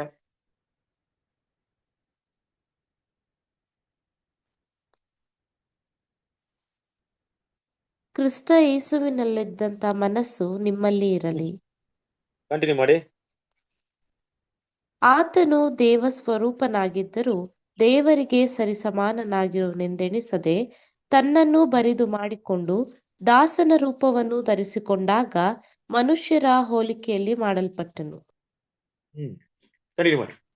ಹೀಗೆ ಆತನು ಆಕಾರದಲ್ಲಿ ಮನುಷ್ಯನಾಗಿ ಕಾಣಿಸಿಕೊಂಡಾಗ ತನ್ನನ್ನು ತಗ್ಗಿಸಿಕೊಂಡು ಮರಣವನ್ನು, ಅಂದರೆ ಶಿಲುಬೆಯ ಮರಣವನ್ನಾದರೂ ಹೊಂದುವಷ್ಟು ವಿಧೇಯನಾದನು. ಈ ಕಾರಣದಿಂದ ನೋಡಿದ್ರ ಏನಿದೆ ಪಾಯಿಂಟ್? ಶಿಲುಬೆಯ ಮರಣ, ವಿಧೇಯತೆನ ಎಲ್ಲಿವರೆಗೂ ತೋರಿಸ್ಬೇಕಂತೆ? ಶಿಲುಬೆಯ ಮರಣವನ್ನು ಹೊರಗೆ ವಿಧೇಯತೆ. ಯಾರಪ್ಪ ತೋರಿಸ್ತಾರೆ ಇಂತ ಒಂದು ತ್ಯಾಗ ಮಾಡೋ ಭಾವನೆಗಳು? ಯಾರಿಗಿದೆ ಇವತ್ತು ತ್ಯಾಗ ಮಾಡುವಂತ ಭಾವನೆಗಳು ಅಲ್ವಾ? ಯೋಚನೆ ಮಾಡಿ ಕೃಷ್ಣಲಪಿತ ಸರಸ್ವರಿರೇ, ನಮ್ಗೆ ಒಂದ್ ಪೇಯ್ನ್ ಅಂತಿದೆಯಲ್ಲ, ನೋವು ತಡ್ಕೊಳಕ್ಕಾಗಲ್ಲ ಯಾರಿಗೂ ಕೂಡ ಅಲ್ವಾ? ಅದ್ರಲ್ಲೂ ಕೂಡ ಮನಸ್ಸಿಗೆ ಸಂಬಂಧಪಟ್ಟಂತ ಪೇಯ್ನ್ ಇನ್ನೂ ಕಷ್ಟ. ಪೇಯ್ನ್ ನ ಆ ಕ್ಷಣದಲ್ಲಿ ತಡ್ಕೊಳಕ್ಕಾಗಲ್ಲ. ಮನಸ್ಸಿಗೆ ಸಂಬಂಧಪಟ್ಟಂತ ಪೇಯ್ನ್ ನ ಜೀವಮಾನವೆಲ್ಲ ತಡ್ಕೊಳಕ್ಕಾಗಲ್ಲ ನಮ್ಗೆ. ಈ ಪರಿಸ್ಥಿತಿಯಲ್ಲಿ ಇರ್ಬೇಕಾದ್ರೆ ಯಾರಾದ್ರೂ ಒಬ್ರು ದೇವ್ರು ಎದುರು ನೋಡುವಂತ ವಿಧೇಯತೆ, ಏನಪ್ಪಾ ವಿಧೇಯತೆ ಇಲ್ಲಿ ಇಟ್ಟಿದ್ದಾರೆ ಅಂದ್ರೆ, ಯಾರಾದ್ರೂ ಒಬ್ರು ಪರಿಪೂರ್ಣವಾಗಿ ತಮಗಿರುವಂತ ಜೀವವನ್ನ ಅವಮಾನ, ನಿಂದನೆ, ಅದಕ್ಕಿಂತ ಹೆಚ್ಚಾಗಿ ಶಿಲುಬೆ ಮಾಡುವಂತ ದೊಡ್ಡ ನೋವು, ಇದನ್ನೆಲ್ಲ ಸಗಿಸ್ಕೊಂಡು ಜೀವ ಕೊಡಕ್ಕೆ ಯಾರಪ್ಪ ಸಿದ್ಧರಿದ್ದಾರೆ? ಯಾರಾದ್ರೂ ಬಂದ್ರೆ ಕೊಡಂಗಿದ್ರೆ ಕೊಡ್ರಿ. ಈ ಮನುಕುಲವನ್ನ ಏನ್ ಮಾಡ್ಬೋದು? ಬಿಡುಗಡೆ ಮಾಡ್ಬೋದು ಅಲ್ವಾ? ಆ ರೀತಿ ಇರ್ಬೇಕಾದ್ರೆ ಯಾರಿದ್ದಾರೆ ಕ್ರಿಸ್ತನ ಪ್ರೀತಿಯ ಸರಸ್ವರ ಇದೆ?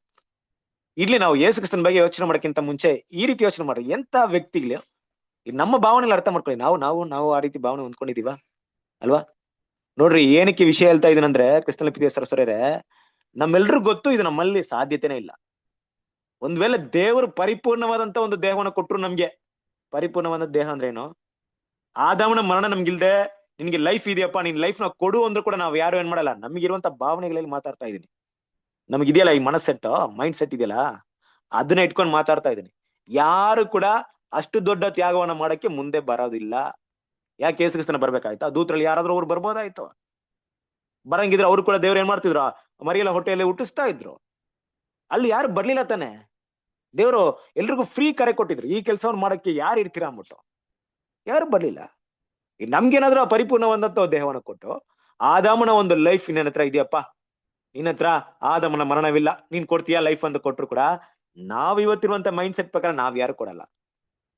ಅಷ್ಟು ದೊಡ್ಡ ತ್ಯಾಗವನ್ನ ಮಾಡಕ್ಕಾಗಲ್ಲ. ಯೋಚನೆ ಮಾಡ್ರಿ ಕ್ರಿಸ್ತನ ಪ್ರೀತಿಯ ಸರಸ್ವರರೇ, ಅಷ್ಟು ದೊಡ್ಡ ತ್ಯಾಗವನ್ನ ಮಾಡೋದಕ್ಕೆ ಎಂತಹ ಮನೋಭಾವನೆ ಇರ್ಬೇಕು? ಕರೆಕ್ಟ್ ಅಲ್ವಾ? ಆ ತ್ಯಾಗ ಮಾಡೋದಕ್ಕೆ, ಆ ತ್ಯಾಗ ಮಾಡ್ಬಿಟ್ನಲ್ಲ ನನ್ ಮಗ ಅನ್ಬಿಟ್ಟು ಅದಕ್ಕೆ ಒಂದು ರಿವಾರ್ಡ್ ಕೊಡ್ಬೇಕಲ್ವಾ ದೇವರು? ಅದ್ ಬೆಲೆನೆ ಕ್ರಿಸ್ತನ ಪ್ರೀತಿಯ ಸರಸ್ವರರೇ. ಅಷ್ಟು ದೊಡ್ಡ ತ್ಯಾಗದ ಬೆಲೆನೆ ಇಡೀ ಲೋಕವನ್ನ ನೀತಿವಂತರಾಗಿ ದೇವ್ರು ನಿಲ್ಸೋದು ಅಲ್ವಾ? ಯೋಚನೆ ಮಾಡ್ರಿ, ತಲೆಯಲ್ಲಿ ಮುಳ್ಳು ಚುಚ್ಚಲ್ಪಟ್ಟಿರ್ಬೇಕಾದ್ರೆ ಹೇಗಿರುತ್ತೆ? ನಮ್ ತಲೆಗೆ ಸ್ವಲ್ಪ ಏಟು ಬಿದ್ರೆ ನಾವು ಯಾರು ಕೂಡ, ಈಗ ನಾವೇ ಏನಾದ್ರು ಕತ್ತಿ ಗಿತ್ತಿ ತಗೊಂಡು ನಮ್ ತಲೆಗೆ ಚುಚ್ಕೊಂಡ್ರೆ ಹುಚ್ಚರು ಅಂತಾರೆ. ನಾವೆಲ್ಲಾದ್ರೂ ಏಟು ಬಿದ್ದು ಗಾಯ ಮಾಡ್ಕೊಂಡ್ರೆ ಅದು ಆಕ್ಸಿಡೆಂಟ್ ಅಂತಾರೆ. ಇನ್ನೊಬ್ರಿಗೋಸ್ಕರ ನಾವು ಈ ತ್ಯಾಗವನ್ನ ಯಾರಾದ್ರೂ ಮಾಡ್ತೀವ? ನಾನು ಈ ತಲೆಯಲ್ಲಿ ನನ್ನ ಮುಳ್ಳು ಚುಚ್ಚಪಡಲಿಂದ್ರೆ ಅವ್ರಿಗೆ ಏನಾದ್ರು ಒಳ್ಳೇದಾಗುತ್ತೆ, ಆಯ್ತು ಹಂಗಿದೆ ನಾನು ಮುಳ್ಳು ಚುಚ್ಕೊಂತೀನಿ ಅಂತ ಯಾರಾದ್ರು ಚುಚ್ಕೊಳಕ್ಕಾಗುತ್ತೆ? ನಾವೇನೋ ಮಾಡ್ತೀವ? ಸರಸ್ವರರೇ, ಈ ವಿಷಯನ ನಾವು ಗಮನಿಸ್ಬೇಕಾಗುತ್ತೆ. ಯಾಕಂದ್ರೆ ಈ ವಿಧೇಯತೆ ಇತ್ತಲ್ಲ, ಆ ವಿಧೇಯತೆಗೆ ನೋಡ್ರಿ ರಿವಾರ್ಡ್ ಇರೋದು, ದೇವ್ರು ಇಟ್ಟಿರೋದು. ದೇವರ ಒಂದು ರಿವಾರ್ಡ್ ಏನಪ್ಪಾ ಅಂದ್ರೆ, ಕರ್ತನಾದ ಯೇಸು ಕ್ರಿಸ್ತನ ತೋರಿಸಿದಂತ ಒಂದು ವಿಧೇಯತೆ ಎಷ್ಟರ ಮಟ್ಟಿಗಿತ್ತು ಅಂದ್ರೆ, ಇಡೀ ಲೋಕಗೆ ಕೃಪೆಯ ಮೇಲೆ ಕೃಪೆಯನ್ನು ಕೊಟ್ಟು ಇಡೀ ಲೋಕವನ್ನ ನೀತಿವಂತರಾಗಿ ನಿಲ್ಲಿಸುವಂತ ಒಂದು ದೊಡ್ಡ ಒಂದು ಬಲಿ ಸ್ಯಾಕ್ರಿಫೈಸ್ ಕ್ರಿಸ್ತನ ವಿಧೇಯತೆಯಲ್ಲಿ ಅಡಕವಾಗಿತ್ತು. ಇನ್ನು ಸ್ಪಷ್ಟವಾಗಿ ಹೇಳ್ಬೇಕಾದ್ರೆ, ಸ್ಪಷ್ಟವಾಗಿ ಅರ್ಥ ಮಾಡ್ಕೊಬೇಕಾದ್ರೆ, ಕರ್ತನಾದ ಯೇಸು ಕ್ರಿಸ್ತನ ಕೊಟ್ಟಂತ ಒಂದು ಸ್ಯಾಕ್ರಿಫೈಸ್ ಇಂದ ಯಾರಾದ್ರೂ ಯೇಸು ಕ್ರಿಸ್ತನ ನಾಮದಲ್ಲಿ ಬಂದು ದೇವರ ಹತ್ರ ದೇವರೇ ತಪ್ಪಾಯ್ತು ಕ್ಷಮಿಸಿ ಅಂದ್ರೆ, ದೇವರು ಯಾವತ್ತೂ ಕೂಡ ಇಲ್ಲಪ್ಪ, ಕರ್ತನ ಕೊಟ್ಟಂತ ಸ್ಯಾಕ್ರಿಫೈಸ್ ಲಿಮಿಟ್ ಇಷ್ಟೇ ಇದೆ, ಈ ತರ ಪಾಪ ಮಾಡಿದ್ರ ಇಷ್ಟು ಒಂದು ಪಾಪನ ಕ್ಷಮಿಸಕ್ ನನ್ ಕೈಲಾಗಲ್ಲ ಅಂತ ಹೇಳಕ್ಕೆ ಸಾಧ್ಯತೆ ಇಲ್ವೇ ಇಲ್ಲ. ಯಾವಾಗ್ಲೂ ಕೂಡ ಆತನ ಕೃಪಾಸನದ ಮುಂದೆ ಕ್ಷಮಾಪಣೆ ಇದೆ. ಕಾರಣ ಕ್ರಿಸ್ತನ ಸ್ಯಾಕ್ರಿಫೈಸ್, ವಿಧೇಯತೆ ಅಷ್ಟು ದೊಡ್ಡದು. ಇದನ್ನೇ ಅಪೊಸ್ತಲ ಪಾಲ್ ಏನ್ ಮಾಡ್ತಿದ್ರೆ ಇದನ್ನ ಸ್ಪಷ್ಟವಾಗಿ ತಿಳಿ ಹೇಳ್ತಾ ಇದಾರೆ. ರೋಮಪುರದವರಿಗೆ 5ನೇ ಅಧ್ಯಾಯ 20ನೇ ವಾಕ್ಯ.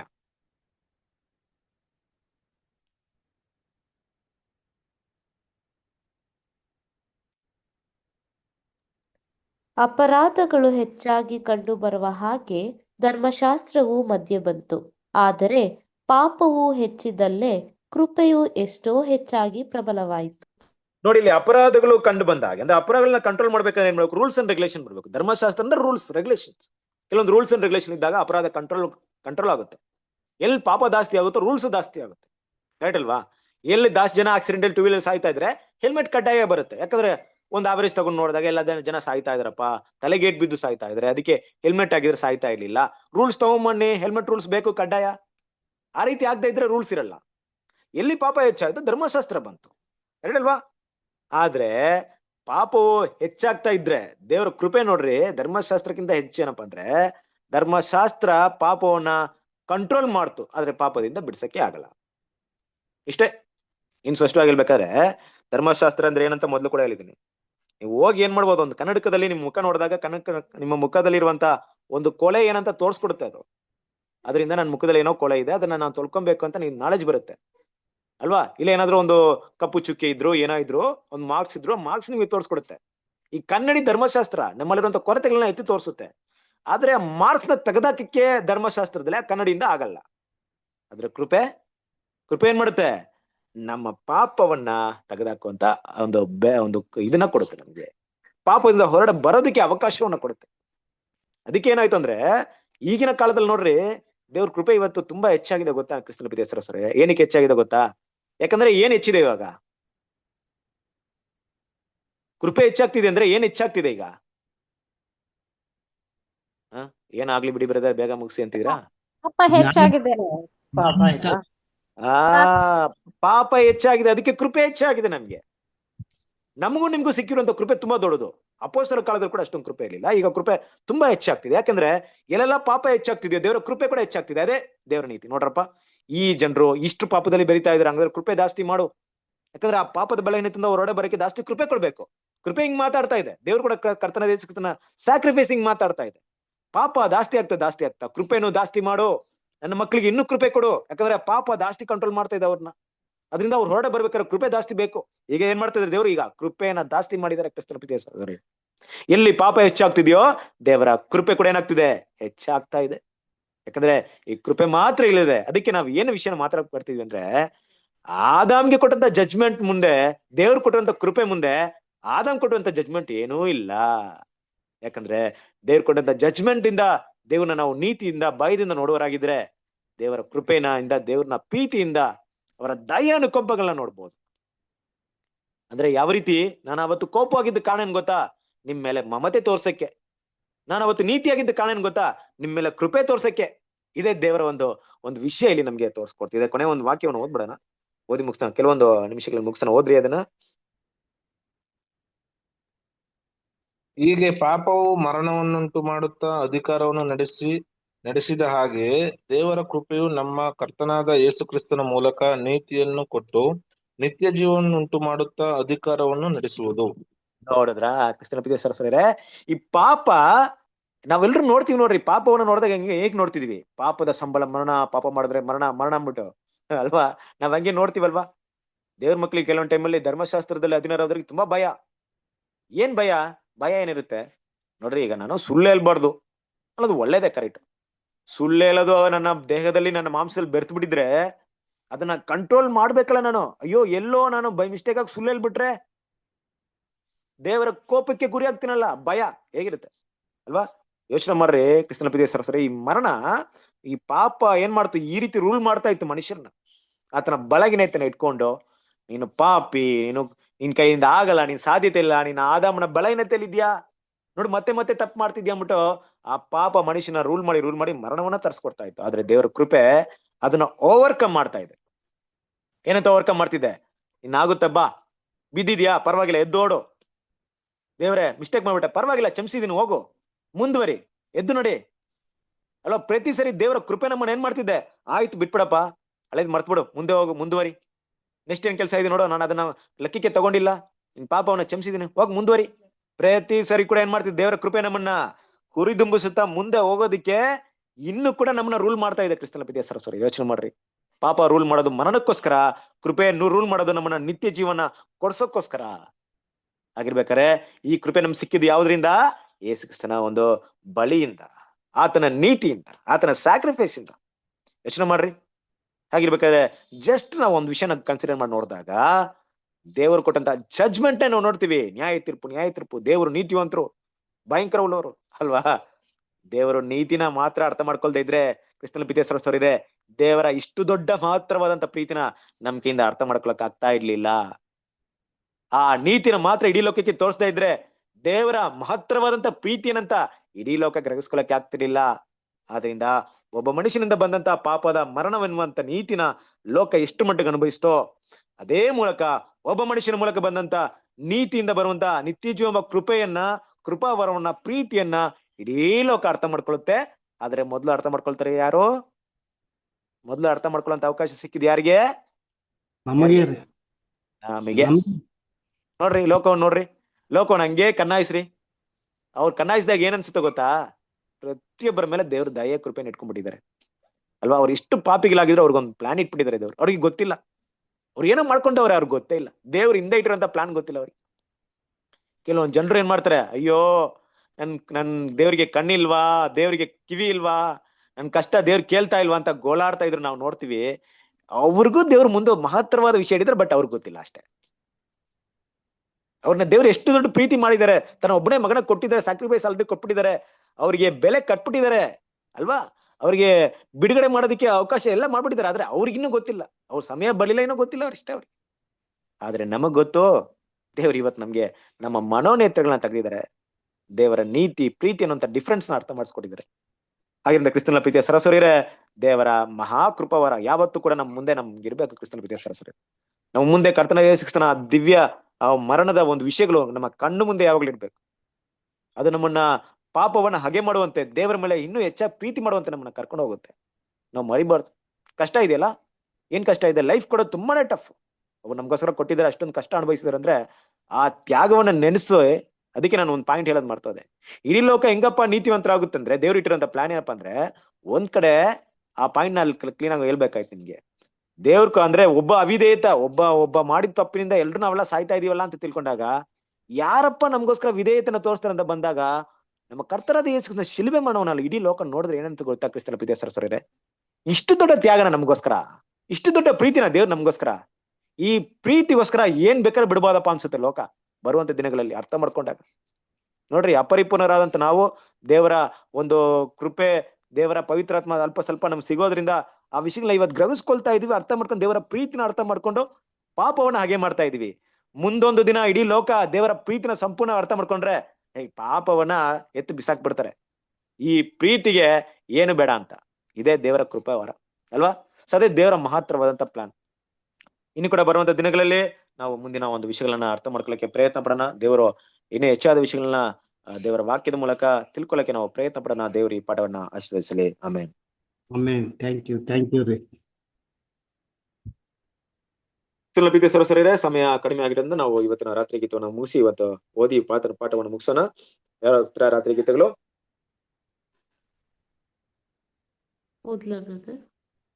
ಓದಿ ಸಿಸ್ಟರ್. ಡಿಸೆಂಬರ್ 1. ತನ್ನ ತಾಯಿಯು ಮತ್ತು ತಾನು ಪ್ರೀತಿಸಿದ ಶಿಷ್ಯನು ಹತ್ತಿರದಲ್ಲಿ ನಿಂತಿರುವುದನ್ನು ಯೇಸು ನೋಡಿ ತನ್ನ ತಾಯಿಗೆ, ಸ್ತ್ರೀಯೇ, ಇಗೋ ನಿನ್ನ ಮಗನು ಅಂದನು. ಆಮೇಲೆ ಆತನು ಆ ಶಿಷ್ಯನಿಗೆ, ಇಗೋ ನಿನ್ನ ತಾಯಿಯು ಅಂದನು. ಯೋಹಾನನು 19ನೇ ಅಧ್ಯಾಯ ವಚನ 26 ಮತ್ತು 27. ನಮ್ಮ ಕರ್ತನು ತನ್ನ ವೇದನೆಯಲ್ಲಿಯೂ ತನ್ನ ಬಗ್ಗೆ ಯೋಚಿಸದೆ ಇತರರ ಬಗ್ಗೆ ಯೋಚಿಸುತ್ತಿದ್ದನು.